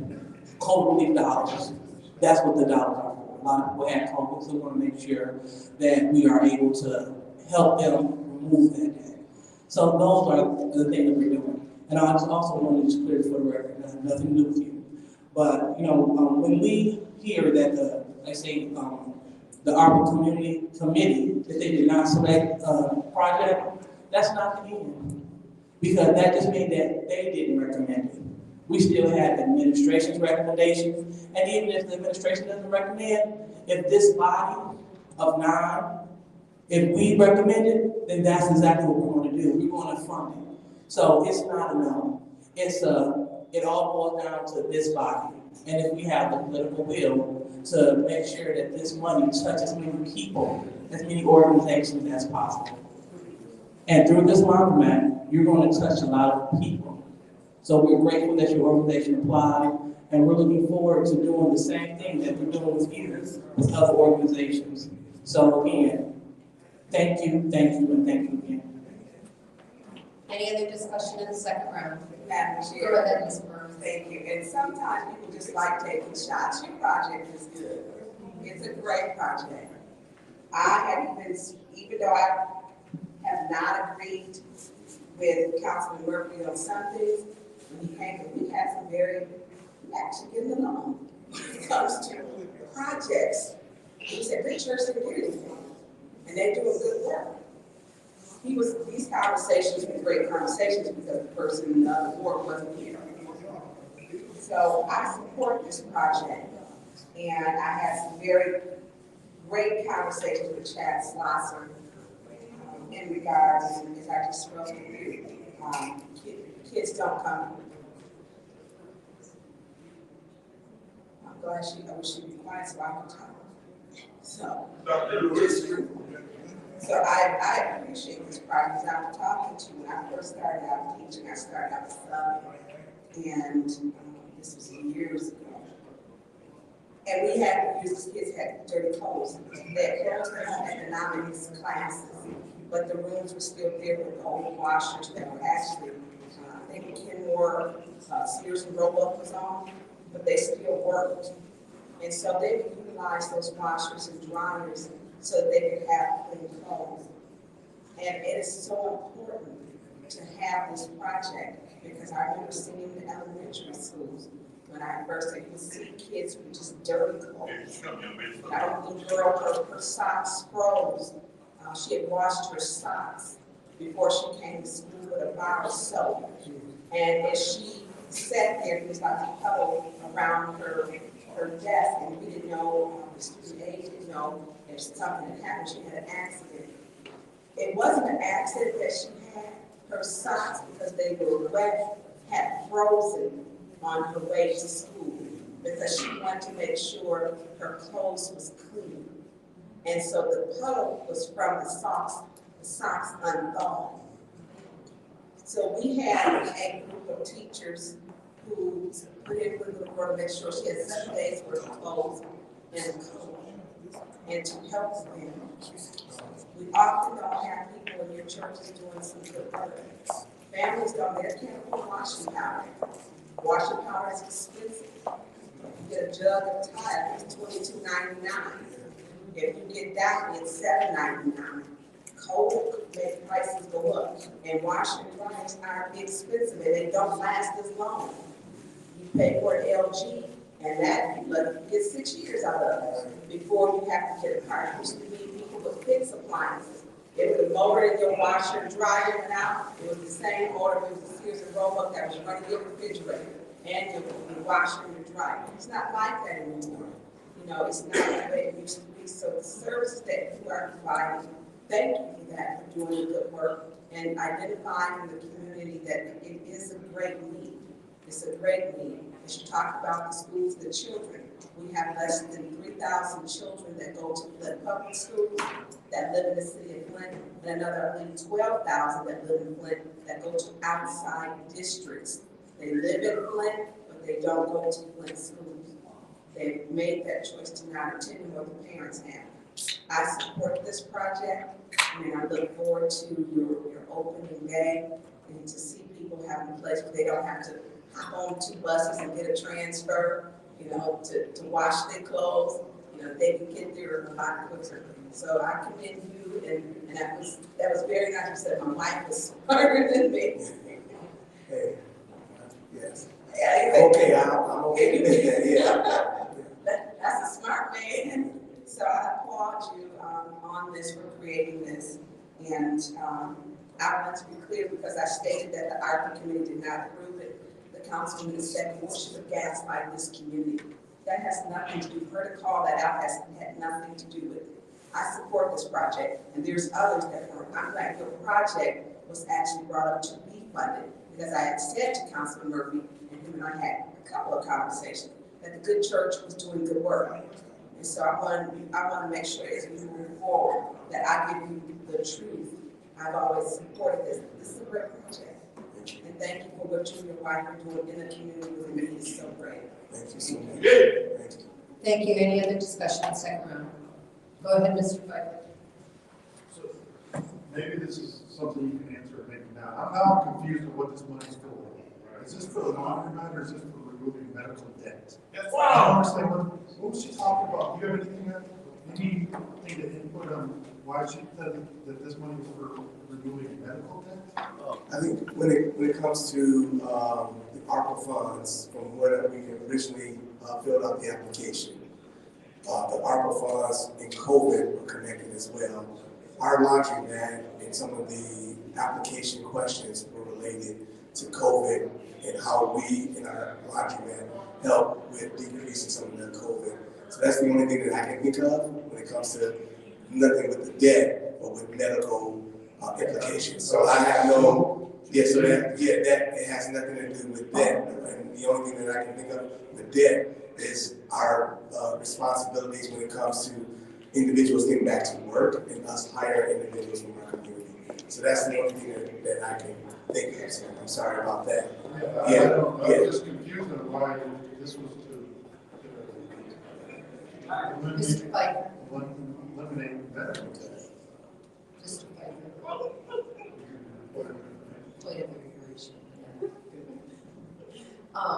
There is talk in some community areas of bringing forward a proposal to use some ARPA dollars to help alleviate medical debt. It is not formal, it's just discussion out in the public and we're not involved. But I wanted to know. Well, we have been told that this is happening, but we are not involved in this discussion. And that's where I think we start picking and choosing whose medical debt we're going to eliminate. That gets into the Cyrus Park neighborhood bullshit. So, I'm sorry, Ms. Portrino. That doesn't have anything to do with the project. That was another conversation. I get it, I just don't know why I'm made. Okay. People want to drop little bombs on how they're going to smuggle money out of the ARPA and put it to their little pet project. I'm not going to stand for it. So, no, I get it.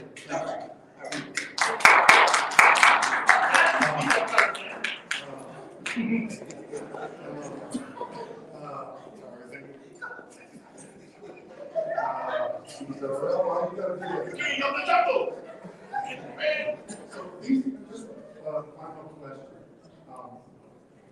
These are going to be coin operated? Yes, so, well, coin card operated, yes, sir. Yes, sir, yeah.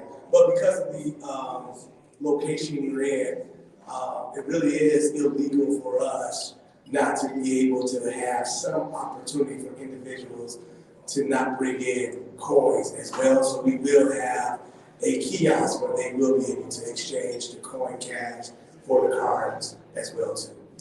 Okay. And I guess my final question to maybe seek some more outside help to provide a transportation option for this, because I believe that we can't afford to watch the road, we probably can't afford transportation. I think that is a big issue as well. Yes, sir. I don't know that any place can walk 4 miles to watch the road. So I would beg you to try to work with other firms to try to come up with a transportation option or some kind of, once a week or work with NTA somehow to provide more rides or something like that for elderly maybe, just for the place. I appreciate that. That's a great point, Mr. Martin. Thank you. Thank you. Thank you. No, you cannot speak twice, your word is spoken twice. You cannot speak 3 times. Is there any other? I think everybody else has spoken. Is there any other discussion? Seeing none, this is the vote to send resolution 240071 to council. Mr. Pfeiffer? Yes. Ms. Lewis is not in. Mr. Murphy? Yes. Ms. Priestley? Yes. Ms. Murphy-Carter? Yes. Ms. Burns? Yes. Ms. Shively is absent. Ms. 5 yes, 0 no. The vote is 5 yes, 0 no. Wow!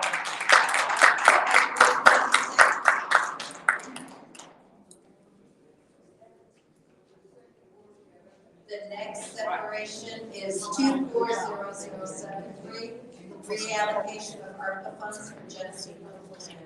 I will entertain a motion.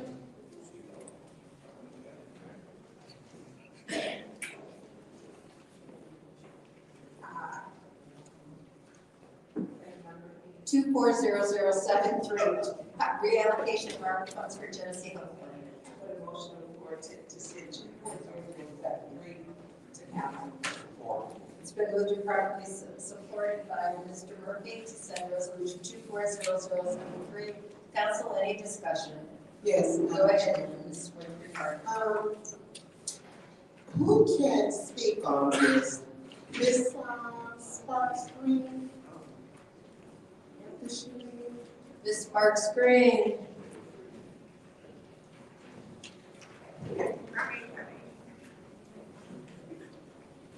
Is anyone in the audience from Genesee Health Plan?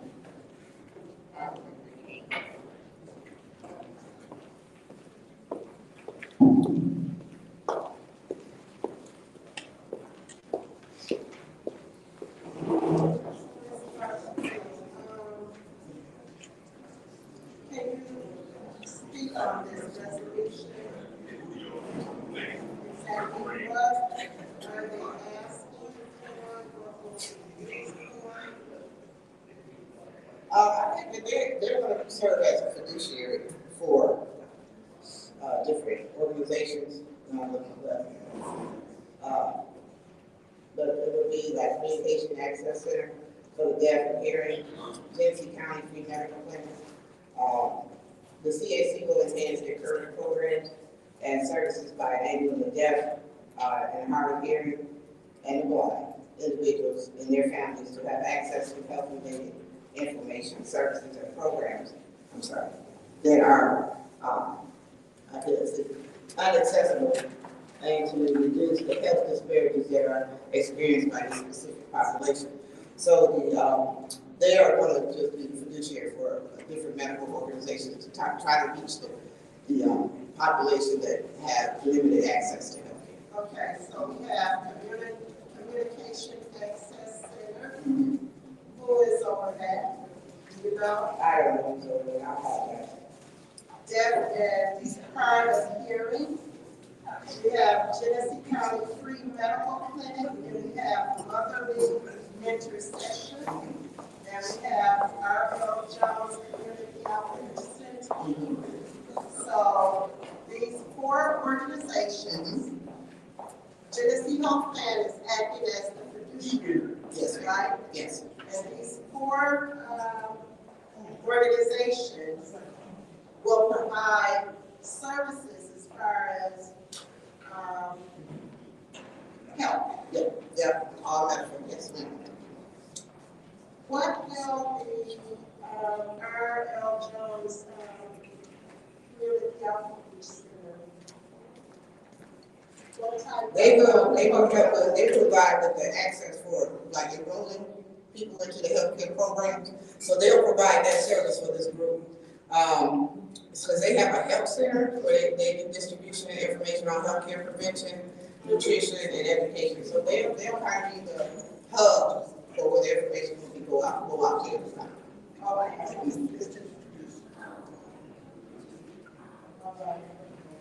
Did you get any other organizations to respond for this particular allocation? Now, these were approved, I believe, by the committee, and so these were the groups that was under there. We didn't have anything to do with it. The groups that got together for this. And each organization applied for funding individuals? As a hub, yeah, under the fiduciary, just like remember with here. Okay. And how do they go about selecting the organizations under this hub? I guess it was formed some kind of partnership on their own, and then they submitted the grant as a partner. Okay. Yeah. I was just wondering how did they go about getting the different partners? Well, you know, the Genesee Health Plan have a lot of partnerships with a lot of groups in the city, and so they just do work together. And so maybe they've been working together on different projects. Okay. Okay. All right. Those are my questions. Thank you. Thank you. Any other discussion? Yes. Go ahead, Mr. Murphy. How much is each individual getting? I don't see it. I think it's 50,000. Each organization getting 50,000. Is that missing that number somewhere? It's 4 organizations, right? I know it's $300,000, yes, I see where it talks about the organization that's getting money. Well, it's fine, because it's just health plan, so Yeah, we're asking for money. 2, 3, 4, 5, so I see that, I want to break down the budget on how much each individual is getting. What you said is 50,000? I believe it's 50,000. What do you have? There's four agencies, so each one will get $75,000. There's four with the Fiduciary being Genesee Health Plan, that would be. Okay, they have a different amount. Okay, right, yeah, we don't have it here. So.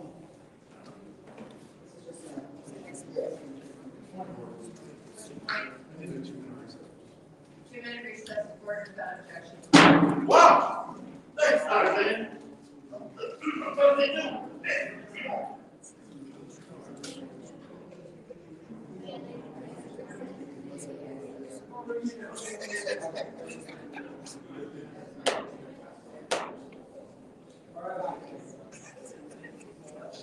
Tell me how to do the man best work. You gotta work for them. That's somebody that you gotta look. They want you with going outside now. They do that stuff that long. You got about teenager bumps. But I was over this, picking up the same water from somebody, the people off me. Come on here. Hey, what's you saying? They never gets regret. And you don't give me a look. I'm gonna take a chance on the look and I'm drinking water. Just drink water. See, people be telling me this. America, you gotta be careful with them. Even washing the clothes with that river water. The kids don't want to go to school and they don't want to learn how to wash their own clothes and they don't want to learn how to wash them on the washing machine. Normal, they're not, normal is on the washing machine, they say. They're not normal because they drink that river water and they try to keep the kids. Yeah, stay tuned, you'll learn more about this. That's it.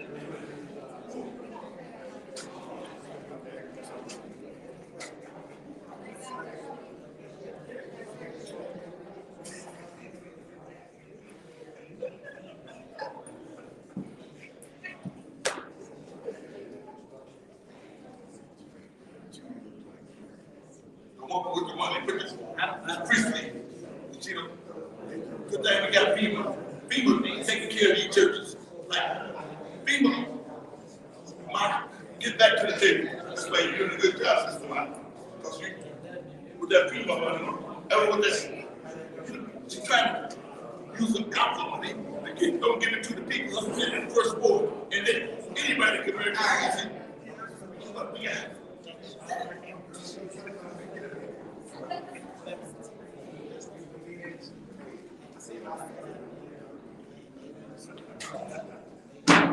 It's 7:30 here, I'm calling the meeting of the Finance Committee back to order. I guess we need to do a roll call, Madam Clerk. Mr. not in. Mr. Murphy. Present. Ms. Priestley, present. Ms. Murphy-Carter, Present. Ms. Burns. Ms. Machado is absent. Ms. Pfeiffer. Ms. Worthing is absent. You have 5 members present. There are 5 members present. Mr. Murphy, you have 3 minutes and 40 seconds left in your first round. I just got money. Okay, so I'm back.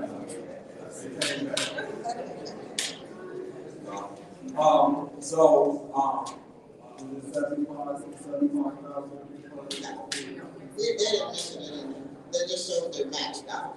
I mean, when you got a general $300,000, you kind of want to, you know, break down the budget. I think that's important. I'll make a motion to move this to special affairs. There's a motion on the floor by Mr. Murphy to send resolution 240073 to special affairs. Is there support? It's been moved, it's properly supported by Ms. Burns. Yes.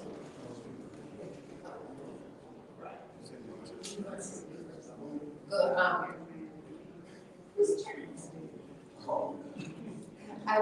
Did our secretary say that before I go on? Okay, thank you. Go ahead, Mr. Pfeiffer. Ms. Schwartzgreen, I think we've asked, and I don't want to sound,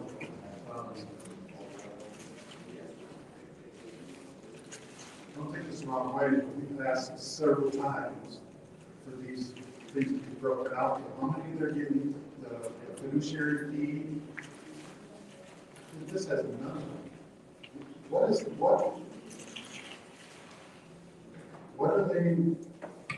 four groups going to be doing? This, like the video that we just got, I'm gonna say that that's the Cadillac, and this right here is a 10-speed bicycle. So, when are we gonna start getting information that we can actually make decisions on? Because this right here is $3,000 or $300,000 for healthcare for Tennessee Health Plan, but it doesn't say what the dollars are being used for that I see. It's saying it's going to four individuals, but how is that going to help the community? Okay, so if you see the last paragraph, we don't have access to the documents that they submitted. So all I can get is the information that I can get off of the spreadsheet. So I don't have access to their documentation. I would have to go to EY and find out about it. EY, because that's where the documents are located. So why is this before us if we don't know what the program is for? Well, you know the program for, just. Mr. Mike, let me hear what you're talking about. The medical satisfaction, okay, how about that? So how much is the fiduciary fee and how much is each one of these programs getting, or each one of these groups getting? And explain to me what they do. How are we going to measure that this is a successful program? The Motherly Intercession is a group that helps incarcerated families to get health care and to go visit their parents while they're incarcerated. So they help you to go see their incarcerated families. So how many families is that going to help? What is it? They're handing, help me help you. They're handing out information. They're going to be accessing the people that the normal healthcare centers cannot access. So like the blind and the hard of hearing, they don't have access like we have. Just get them to the doctor. So they'll be giving them access to information and healthcare information. Incarcerated people, they can't find healthcare and access to healthcare like we can. So that's this whole group together has put together a program that reaches every aspect of healthcare that normal healthcare facilities cannot reach. So, Ms. Schwartzgreen, every one of these things that we want to nickel and dime the ARPA funds, I keep saying, how are we going to determine if this $50,000 that we gave to them was successful? What metrics do we have? Thank you, Mr. Pfeiffer. Any other discussion? Yes. Go ahead, Ms. Murphy. Could you finish and ask the question? Yeah. Well, the fiduciary is the one that will be submitting reports, because that's what they do. So since they're writing this out in fiduciary, the report will be one big report, and the money will be spent as a group. So it won't be like RL will just go crazy with their $50,000. It won't be like that. They'll be working this as a group.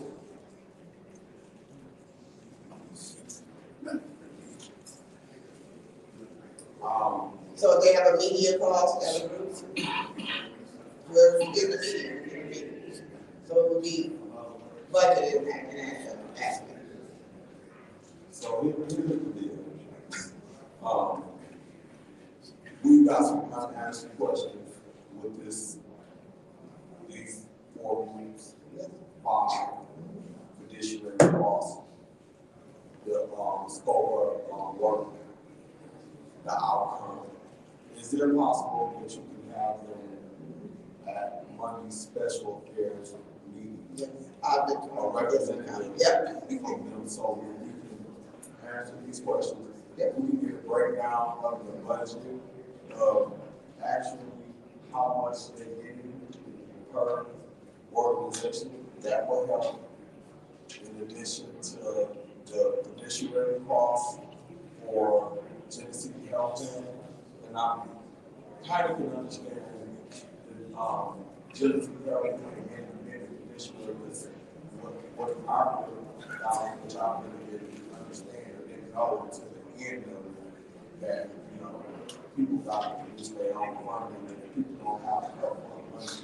Maybe Genesee Health doesn't serve that for them. So I understand the concept. Well, we can, to special affairs. I've been reaching out to them. The admin can only give me the information that we can obtain. So sometimes it's hard to go ahead, for some reason, so we have to go off that spreadsheet. But I got you. Okay. Yes, Madam Chair. You know what, when I was just thinking, Councilman Pfeiffer gave me this thought. You know, we've been giving out ARPA money to all of these different organizations.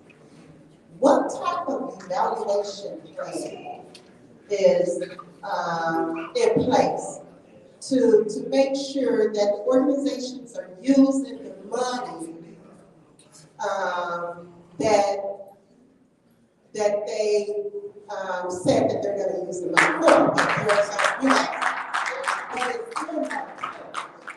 Do we have an evaluation plan? Yes, we do. Yes, we do. Okay. That's through the planning department. And when do you guys send out that evaluation? And at what point will council be able to see the plan as far as what you're asking the organizations to provide? Okay, so well, you know what? Okay, so I know a little bit about the evaluation. Okay, so because a lot of the organizations cannot afford, like the ARPA money is a reimbursement type of thing. So what they're doing is they give them 20% of the money, then they have to report on the 20% of the money before they get the rest of the money. So that kind of helps out the poor organization. So that's how we're collecting reports. So we don't give them the full amount, especially if we have to give them something up front. So the 20% that they would get, they would have to report on before they can get any money. Okay. So that's how we're doing evaluation. All right. Okay. And I didn't know it was like a in-person type thing. Okay. All right. Thank you. Any other discussion of the Madam Chair? Go ahead. Michelle, just here's to wrap up, because we're going to get any of these, and I appreciate my colleagues asking the proper questions, and then knocked off several of mine. But if you could get the documents, so we're not holding, this is not council holding this up. Right. This is us not getting the proper information so that we can actually pass this resolution. And so you have to get it from Ernst & Young, the requirements, and it should automatically to come. So if we can, are we done with Ernst & Young? Are they not coming back anymore? Are we done? No, they're here. They were supposed to be in their proposal was supposed to be in the agenda, so I don't know if it made it or not. Okay, so if we can get that, and that way it'll show what they applied for, how much they're getting, just so that we can be, we'll be knowledgeable and we can be transparent also for the public, so that it's complete, so we can make a decision once you present the information. Okay. And even if some of these, like the Good Church gave a presentation, I mean, that's just a part of doing good business, actually. A lot of these places are asking money, and it's incomplete, we don't know. I don't understand some of them I'm looking at, and I look at a help center. So if you need that second paragraph, it kind of gives you an outline of what they're doing. I read it, I do read it, but I'm looking at when it's underneath, you think help. It should be a description, really, and this is very general.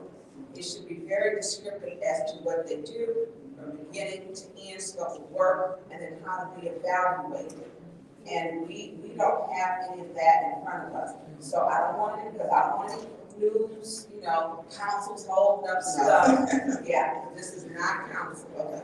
We're not. I'll get it for you. Yeah, you can have that. And any of the other ones going forward, if you could do that, please. I would rather have more information than less, because we are all readers. Well, some of us are readers. So I like to read. That's all I have. Thank you. Thank you. Any other discussion?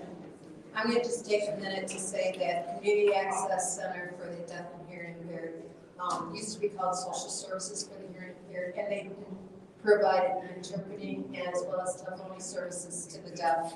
And they provide these services basically free of charge for medical appointments as well as legal services. I used to work there, so I'm familiar with their services. Years and years and years ago. All right, this is the vote to send resolution 240073 to special affairs. Roll call, Madam Clerk.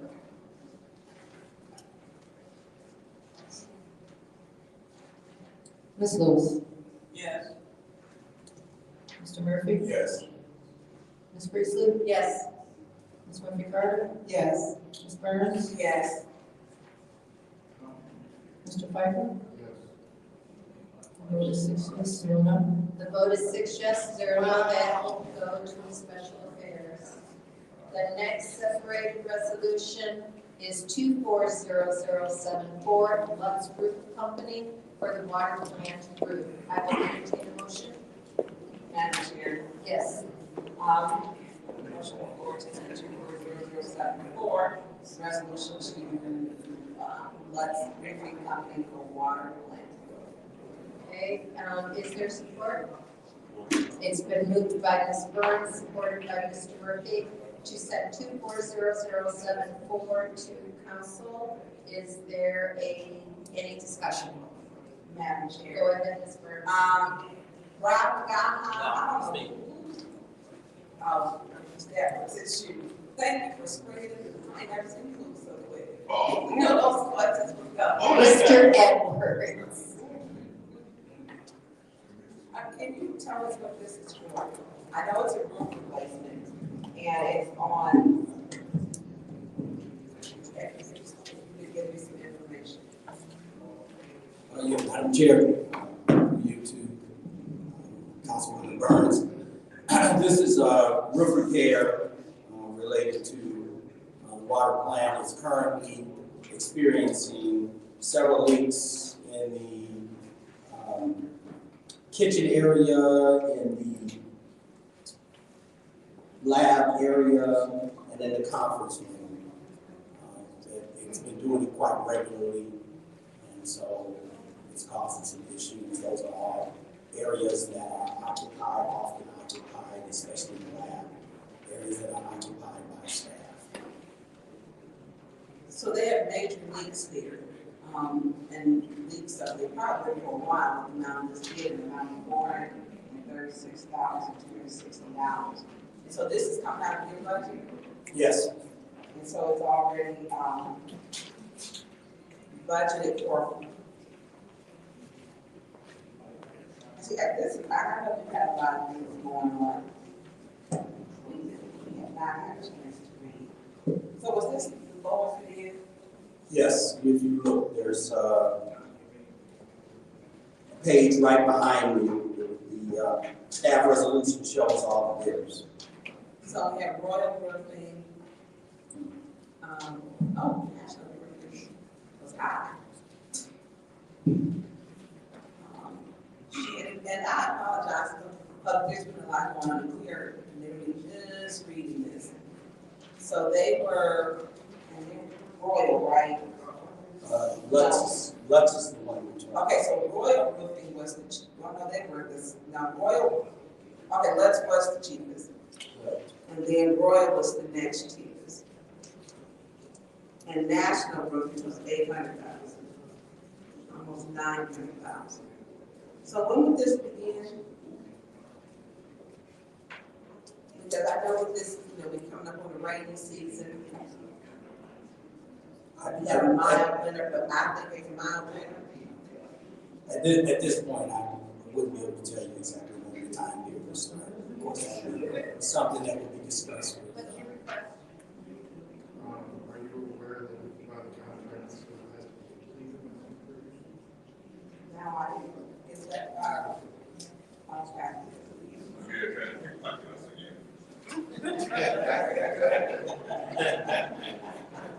So, because it looks like on the bids were January the 8th, the bid results were, is that correct? Cherry picking.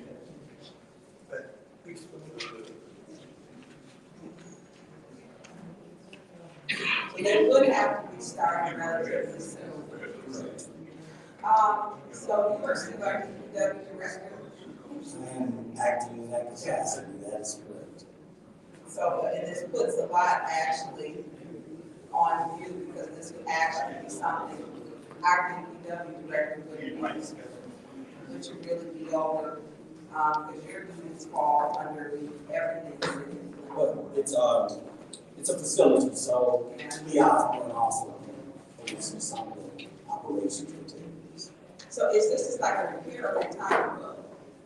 That is my understanding, yes. Just like repairing the service It's here? repairing damaged areas, for what I'm understanding. They use as they talk about here, the vapor barriers, so they will put that into places. It's an underlay that would be used prior to the final prep work on top. Okay, so they will be repairing in March. And so April, May, June 30th. So June 30th, they are to be complete. Okay, I'll be doing to my other colleagues. Any other discussion? Go ahead, Ms. Piper. So this says replacement, you're saying repair? Do we have any answer how painful this is? If it's expired, No, I don't have that information.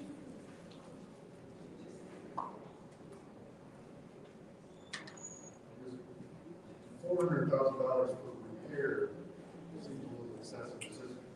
I'm just trying to figure out if this is a replacement or repair. I understand that the vapor barrier is part of the contingency for repair, but it says replacement on everything else. I just want to make sure that The water plant, the water plant contains several buildings, so this would be fairly cheap if you were to have to do the entire water plant and re-roof the water plant as a whole. Bit of information. According to the bid, it is the new roof for, it doesn't say exactly, it says in its entirety. Sections D, I, J, and Q, and then there's an additional bid for priority 2. So, which is, but we don't know what specifically what sections D, I, J, No, we don't, but I'm sure it's probably farther. D, I, J, and Q. Okay. I have that. There's a map that follows. Up to the back, that's. I see it. I see it. So those would be. That's the west side of the facility.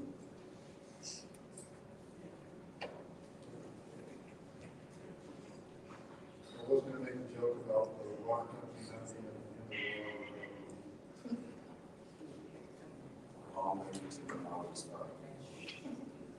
the water.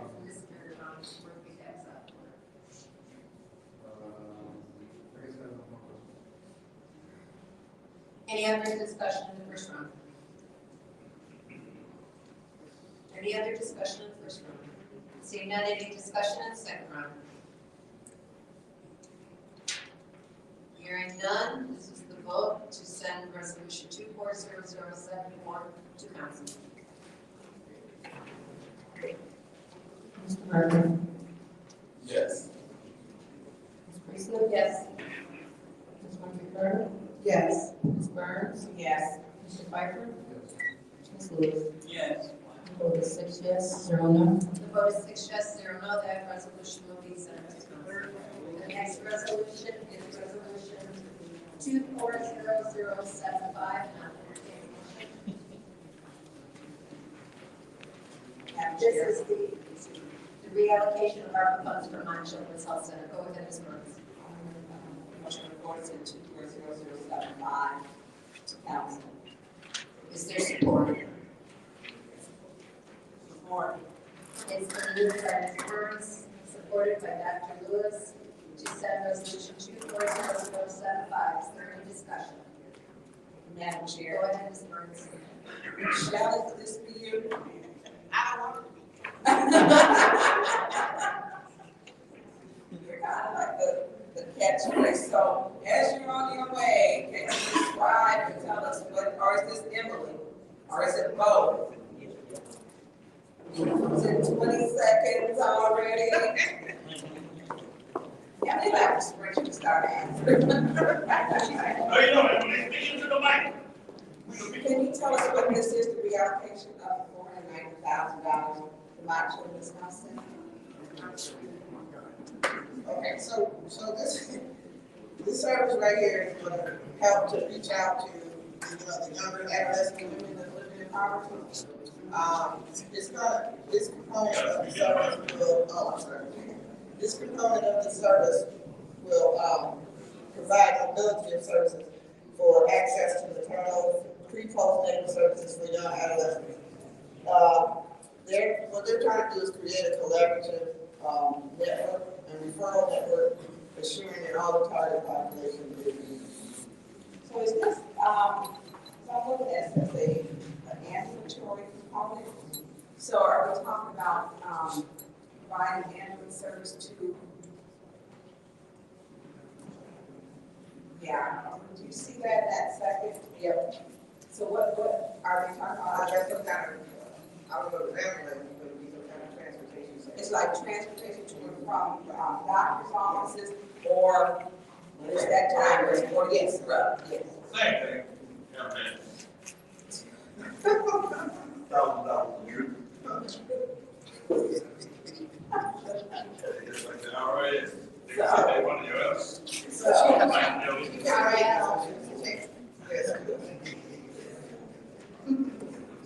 So she couldn't make it, so she texted. The funding through this grant will permit a child program for Appalachian Early Hospital, and is designed to be scalable and incorporate the social determinants of health to provide access and education to young pregnant women in Flint. These services will be provided at no cost to the mother or child, and is designed to accept insurance payments in full. The maternal program is initiated at the time of the mother's knowledge of pregnancy and will continue until the birth of the child, at which time the family will be admitted to the pediatric medical home. So it's stated that it's pre and postnatal, so that's going to be after.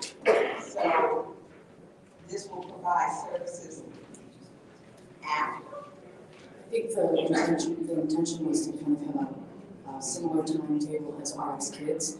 RX Kids is to ensure that there is additional financial resources for the household. This is to ensure that there is additional medical care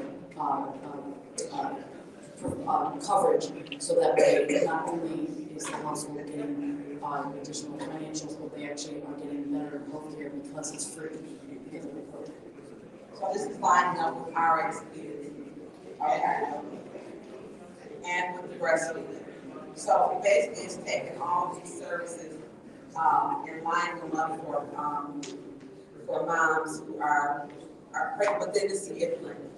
So it's prenatal and postnatal afterwards, and then the services as far as transportation for them. So and that looks okay. I understand it now. Okay. Thank you. Any other discussion in the first round? Go ahead, Mr. Pfeiffer. Ms. Sparks-Green, this also says this is going to provide program for education, training, whatever, for breastfeeding and lactation So, we're funding 2 programs to make the same thing. Okay. The other one is targeted for minority or BIPOC families, and this one is not targeted. So I asked you earlier, for all races. Well, it is, but I mean, the target population is the BIPOC. Hold the time, please. We can't hear up here. Please be quiet. We're thank you. Go ahead. So it just covers. I think what's the push is for the medical areas that they want to cover all people, whether you have insurance, whether you do not. From the time you find you're pregnant to the time you have a baby, and then the RX kids step in and they keep up with you, I guess, a year after or something. And so because of the mortality rate is so high in Flint, Michigan, and especially for minorities, these services are wraparound services, which will eventually have to work, they work together to do the holistic approach to help mothers who are pregnant.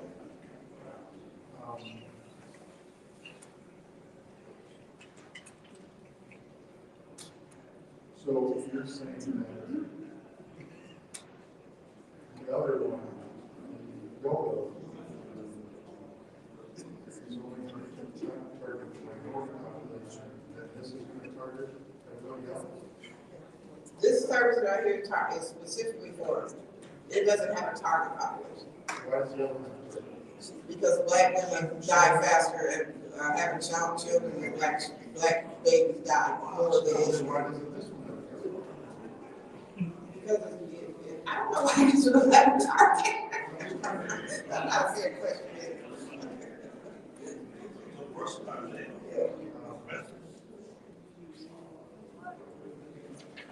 And how are we going to know this is a successful program? Well, once again, we have our evaluation tables in place with the 20%. They have to give us information about it. So the My Children's Healthcare is not like a small operation, you know.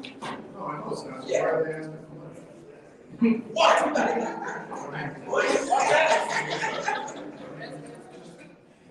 Operators, $1 billion grants, why are they coming after money that we could use for something else? Okay, because how else are you gonna, this will help reach the population of pregnant women that it needs to reach. So it's not like the money's going to mine, it's still going to the family. But you have to have relocation and services. I'm trying to figure out how we keep funding these things. And we don't know. I don't know what metric we use to know something is successful. So when we look back at this 2 years, 3 years from now, we allocated $500 million. How are we going to determine if that was a good dollar spent and that program will continue? Do we need to figure out to continue it or not? How do we as a community know if this is going to be a successful project? Well, you know, in the healthcare, you know, there's always data collection. So the decreasing mortality rate for black babies would be one indication. And they've had that in the last. But how do we gauge if this is a good one and the money allocated for the RX kids is the one that actually works and this one didn't? All of this is data. But this one works and RX kids didn't work. All of this is data. So you have to have, they would have to present data to us, and I'm in their as a first progress.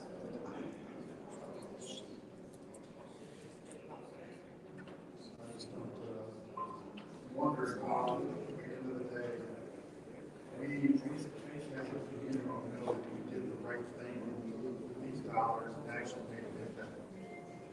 And by us overlapping every one of these programs, it's going to be impossible to know which one was successful or not. No, because they'll all have their own data information too. They're all going to be on the same number. No, they won't. They won't be because they're targeting a different population. I'm sorry. They won't have the same numbers because her numbers will be based on my population, even though she served more. Well, this one is going to serve everybody, and they're going to be targeted with her on the hospital. Our expenses is what I'm saying. Thank you. Any other discussion in the first round? Go ahead, Mr. Murphy. That's all I can do is continue to go on with answering that question. Well, our kids, that's one of the program, they're about providing the necessary income for mothers who have had their work, that had their baby this year, so, and then for a whole year, you know, to provide. No. That's exactly what our kids do before. They're helping to provide education. I will do a point of information.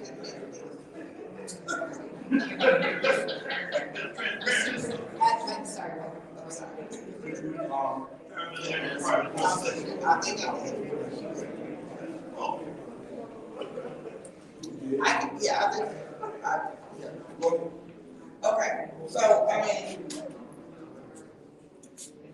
this project right here is going to provide wraparound services, it's going to provide education, you know, it's going to create a referral network. It would be like a referral network, would be similar to the registry, the Flint registry. Everything that they do, they come up with a network, and then they, through that network, they're able to provide other services that the city and anybody else here offers. And so this program right here would be able to create that network as well. And so, what if the mother needs a home? Then there's a network here that you can find out through other services. So that's one of the good things about this work. Can't look at him, it's Mr. Murphy's time. Oh, I'm sorry, Mr. Murphy. I can't look at him and answer his question, so that's okay. Okay. More than welcome to look where God have no eyes and look at the Bible. Well, you know how to do it now. I have no problem. Yeah, okay. Is that okay? So, this is what I think moving forward. When these organizations are coming here with these dollar amount, $490,000 to survive, I think it's equally important that they be here. I mean, you want to give $490,000. I ain't got to show up. You can go smoke a cigar or something. I mean, but it's not like that. It's like when you get by the time you get the agenda, I mean, you only get 30 minutes to say. I know. I mean, so we try to get them there, but sometimes it just doesn't, because they couldn't have it. who did this is coming on the agenda? I call everybody, but I get the agenda. Yeah. So you called them too? Yeah, I called Jennifer, yeah, for them last time. So I try to reach out to them because that's what you guys ask. That's what I ask. If I do, I'll I know. I'll be here at 3 o'clock and just start at 5. I will. That's all I have. Any other discussion in the first round? Any other discussion in the first round? In the second round, Mr. Pfeiffer, would you like to continue your Madam Chair. Go ahead, Ms. Burns. Yeah, thank you. Shelley, and I agree with Councilman Murphy. We just hand out money, we have to come to council. That's absolutely ridiculous. And they asking about hundreds of thousands of dollars and lots of money. And they don't even make an appearance in here to tell us about the program. And you struggle telling us because it's not your program. And you can't describe what their program is. And so we talk about, and it's a good effort, but it just is not. They should be able to tell you that these services align with RX kids and wraps around the breastfeeding program. The type of services, they should all be here collectively together. They just said, hey, you know, give us the money and let's get out of this work. That's not the way it exists. You don't go to a bank and habits like that. And we are their bank right now. You know, it is, to me, it's disrespectful just to say, you know, we automatically assume they're going to prove it because it's good. It's not enough information because we wouldn't have all these questions. A good example is when the good church came and they spoke. They spoke. They had a PowerPoint video. They gave a visual, and it was able to pose that in the questions. These are open-ended and it just, they should be here. And so for the administrator, it is not council holding these up also.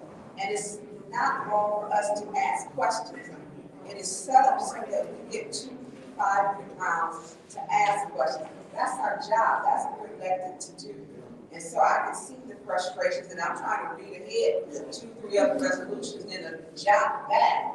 And my agenda looks like this, and I write on everything. I'm reading and I'm writing and making notes. They should be here to talk how they're going to work together. How do we measure that it was a success? And I listen to my colleagues and I get their frustration. I just seems like we just pass it out. And I give that pass on resolution, let's just do it. So we need to, I mean, these are coming, you said you would reach out to them. Do they respond to say that they're coming? Well, she couldn't make it, it was short notice, right? We got to do it already. What about the breastfeeding thing? Yeah, I talked to her, she came last week because she had dropped her class, she teaches class, so she dropped her class last week, and this week I couldn't call her till 4:45 minutes. What about the RX kids? They didn't say that. You said it tied with the program. Yeah, they all work together, yeah, they're lying. Yeah, so I get where you stand there lining together, but it's not for us to put together puzzle pieces to their project. And that's where it gets confusing and frustrating. And people say, well, these council meetings go long. This is why. This is a reason why we don't have what we need to ask the intelligent questions that should be asked. Because money, if we're taking it from different funds in our world, there are many places and companies and nonprofits that we turned down that didn't get approved. And so to have the complete scope of the project, and they're working together to lay it out, to give us a clear visual that we've written and also in a presentation, especially when we want money. That's like going to a bank saying, you know, I just need money. You don't have to show up, right? They'll give you a social security number, you don't have to show where you work at. I mean, that just doesn't happen. So I would hope that when these organizations need money, that, you know, we would be able to make a better, you know, effort to get them here. So that we can, you know, say, okay, you know, that day I voted yes, and I voted no, or whatever, and be able to stand on what our decision is. That's all I'm asking. It's difficult as we are reading these as we're, you know, and then I'm trying to read ahead to read before resolution. So, and we can do that. That is important. You know, just like we don't have here today. Generally in committee, we have, you know, council members who list, but they'll show up Monday with those 5 votes. This is where the work really should start. Committee should work for the position we got a committee meeting, and we're in a committee meeting, and this is the most important work. I'm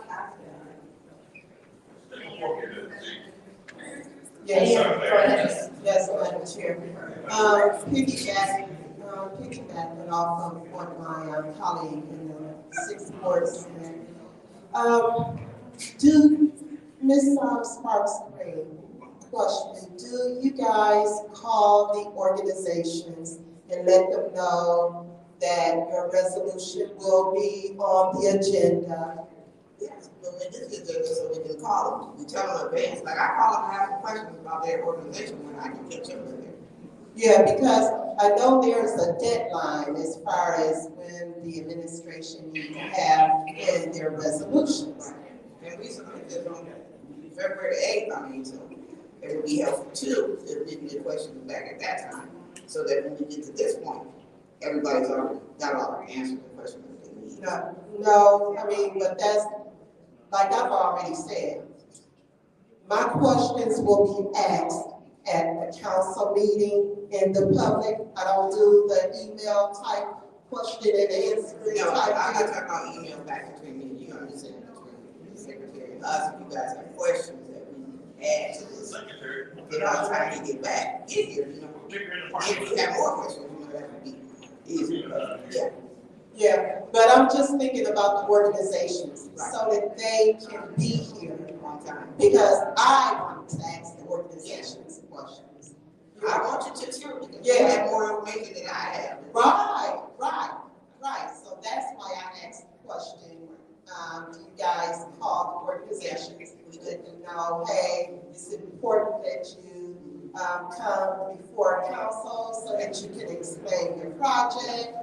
Well, what I could do better is, I do call them after I get the agenda, but I can call them, maybe previously, and submitted it might be on there.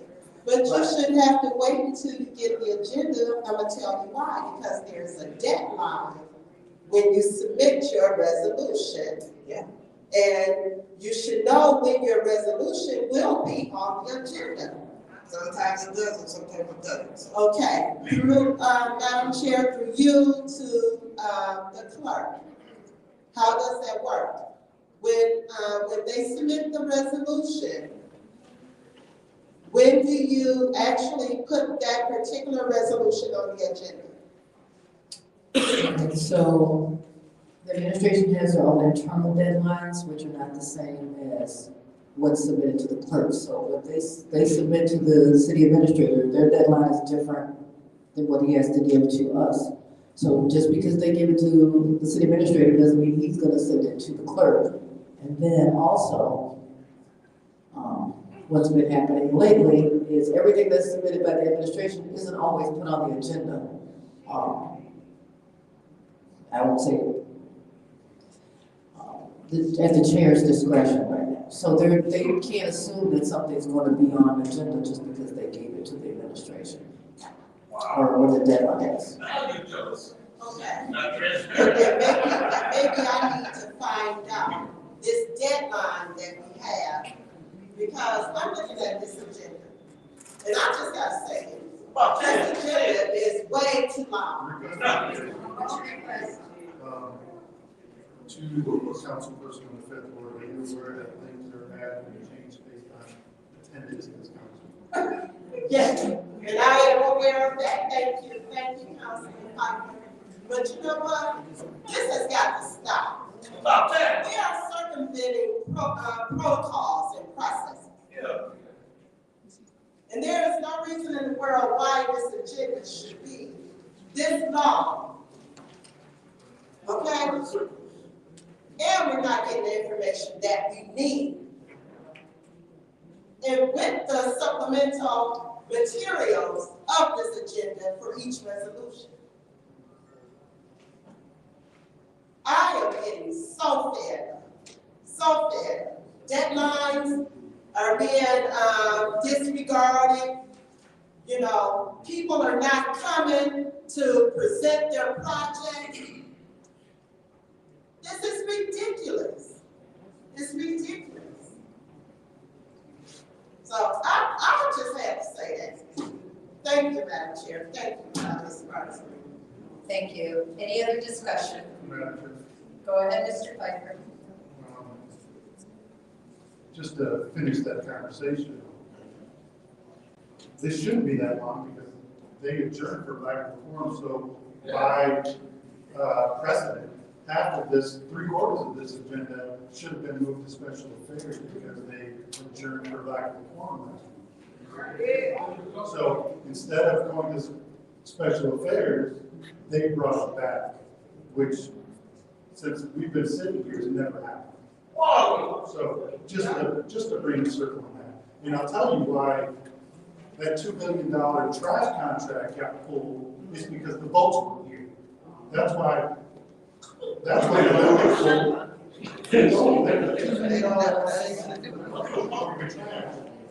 pulled because they didn't have their 5 votes. So that's why I think get pulled from the agenda, and we don't get them until 3:30, 2:30. And why we don't have the ability to pre-read is because none of us knew 3/4 of this garbage was going to be on here.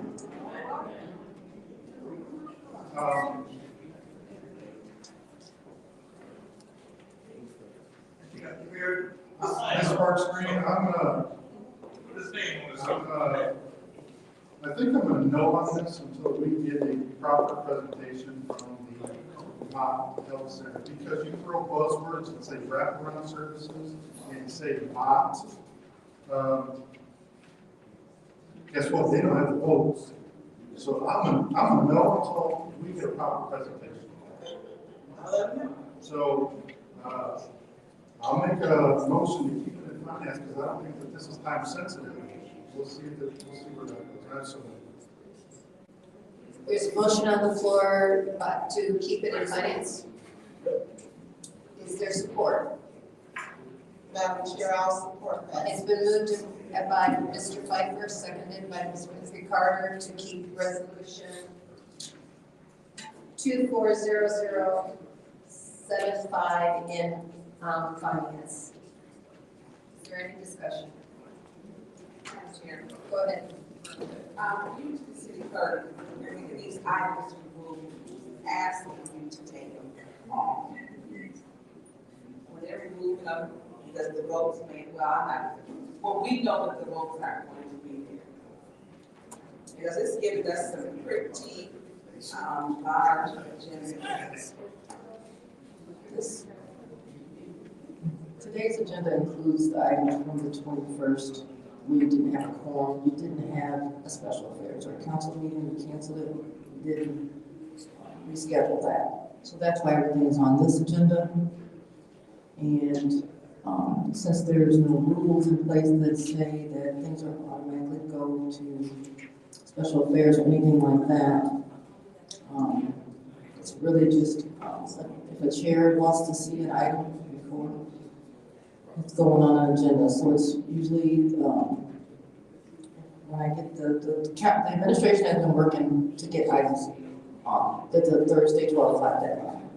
You said a chair. So Or you contacted by one of the chairs.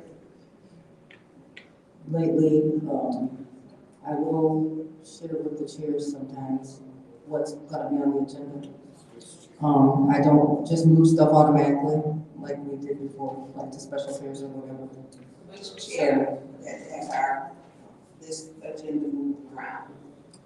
No one did. This was based on the action that there was no quorum on the 21st. So all of these items up to before 82 were on your agenda on the 21st. They were just automatically moved. So everything on here was sent by the administration. There wasn't anything that was taken or moved off of this agenda. These are all items from these are 2 meetings worth of agenda items. So we had a quorum that was broken, was it two meetings ago? On the 21st, there was no quorum, so the meetings were. Who broke the quorum? The meeting was called to order and adjourned without a quorum.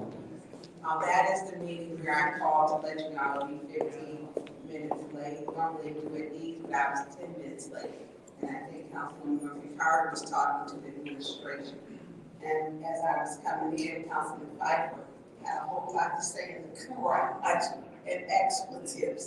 So, you did, yeah. And I think I joined you with it. So, which is a courtesy normally that, we wait, and we've waited up to 45 minutes for colleagues to get here. This is the type of stuff that's got to stop. We come and everyone has other obligations. We could have had this done, because that would have given us 5, we wouldn't be here going over this now. Thank you. Any other discussion? Yes. Go ahead, Ms. So let me clear something up first. Here we are again, making statements on which I believe somebody did. But for me, one thing you ain't never got to worry about me. You ain't got to worry about me worrying about what I'm afraid to say in front of you or behind anybody else. What I say now, I'm going to always say, pussy ain't have nothing to do with no 5 votes, dealing with agenda and pulling something on no agenda. So when you make those accusations about, okay, a $2 million contract was pulled because the 5 votes wasn't here, so they pulled. I ain't part of no thing. I don't even know what you was. I ain't heard nothing about no $2 million till you just brought it up. So when group me as far, don't group me as far, because I'm not part of what your interpretation of what you think in your brain that I might be part of. What's your request? I didn't think I mentioned anybody's name. No, you said five, the five people that normally. There you go. There you go. Do you think that, something that people voted no on a trash contract, and you were part of the five, and they know that somebody doesn't think you're part of that, they were pulled from the agenda? Okay. You were pulled. He can't think. And my other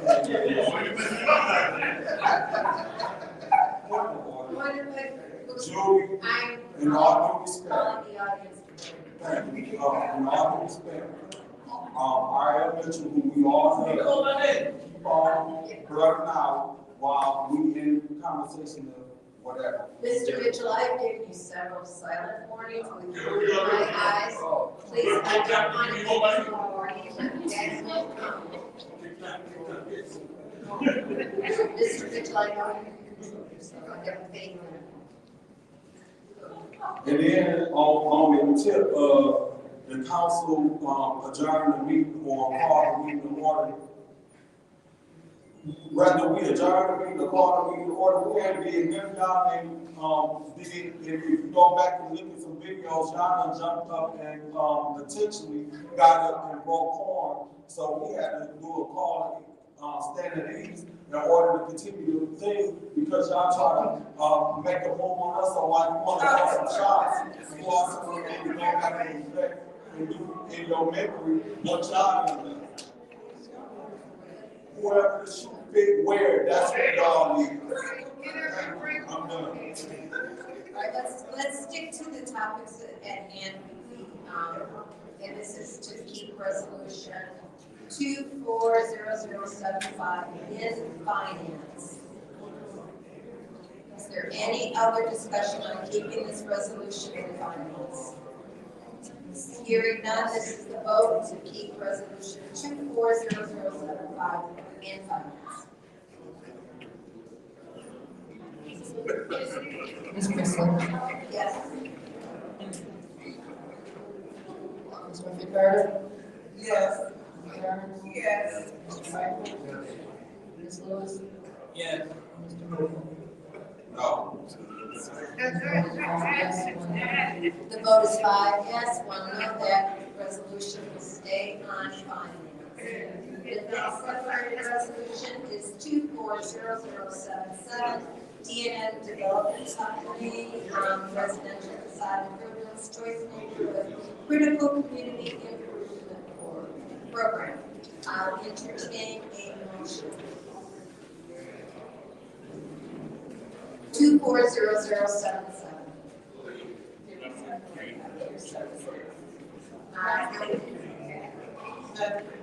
Madam Chair, I'll make a motion that we move 240077 to council. Is there support?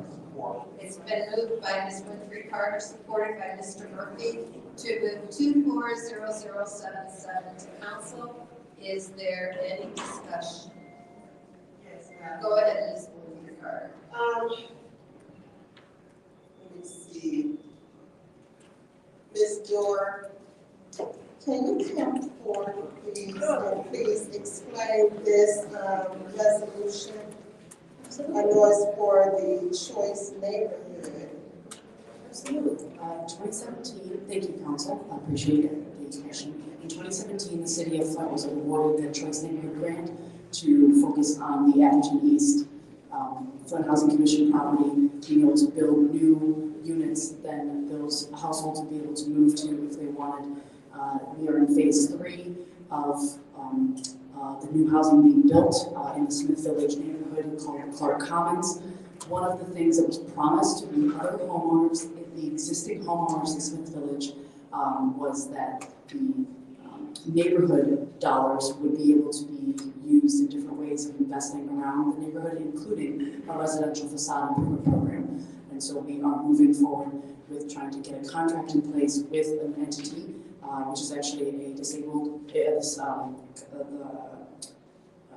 DNN Development LLC. We did put it out to bid. They are the winning bidder, and also, just for the record, owned by a disabled vet based here in Flint. And being able to move forward, we have been engaging with homeowners in the neighborhood. We have been making sure that we are able to move this forward for residential facades, which means roof, siding, doors, windows, so some of those things up to $35,000 per household. Again, this is part of the Choice neighborhood program. There's housing, neighborhood, and people are the three buckets, and this is part of the neighborhood component that was, frankly, promised to existing homeowners in 2017.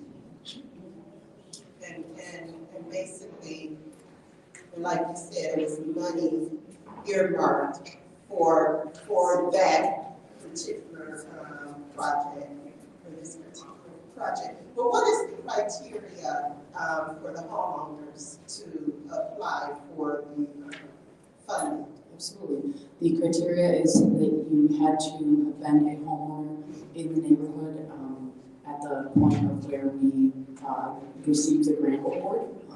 So the date is, the actual signed award was at some point in 2017 or 2018. Yep. And so if you were a homeowner, you're a certain radius around the focal point of Clark Commons. So it's like south of Wood, north of, there's MLK, you've got Chippewa, so there's kind of, you've got to be within that area.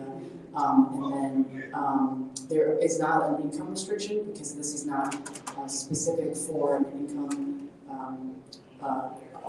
target program. Instead, it is a neighborhood focus, and so it is a target for the neighbors who, there's new construction going on all around these neighbors, and so it's to make sure that the existing homeowners are a part of this neighborhood investment that's been happening.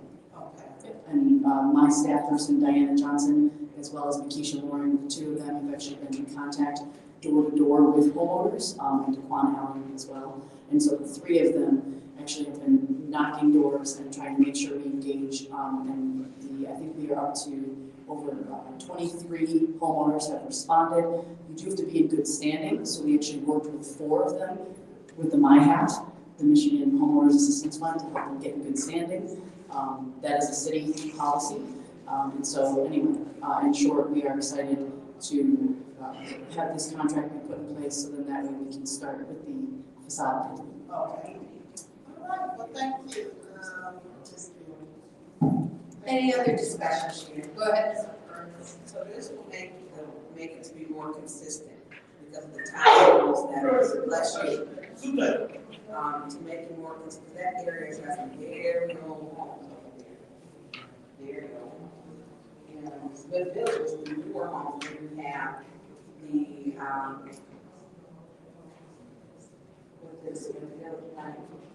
and so that is to bring the very old homes. My grandmother used to live over there. And so that's to bring it up. So where do they apply at?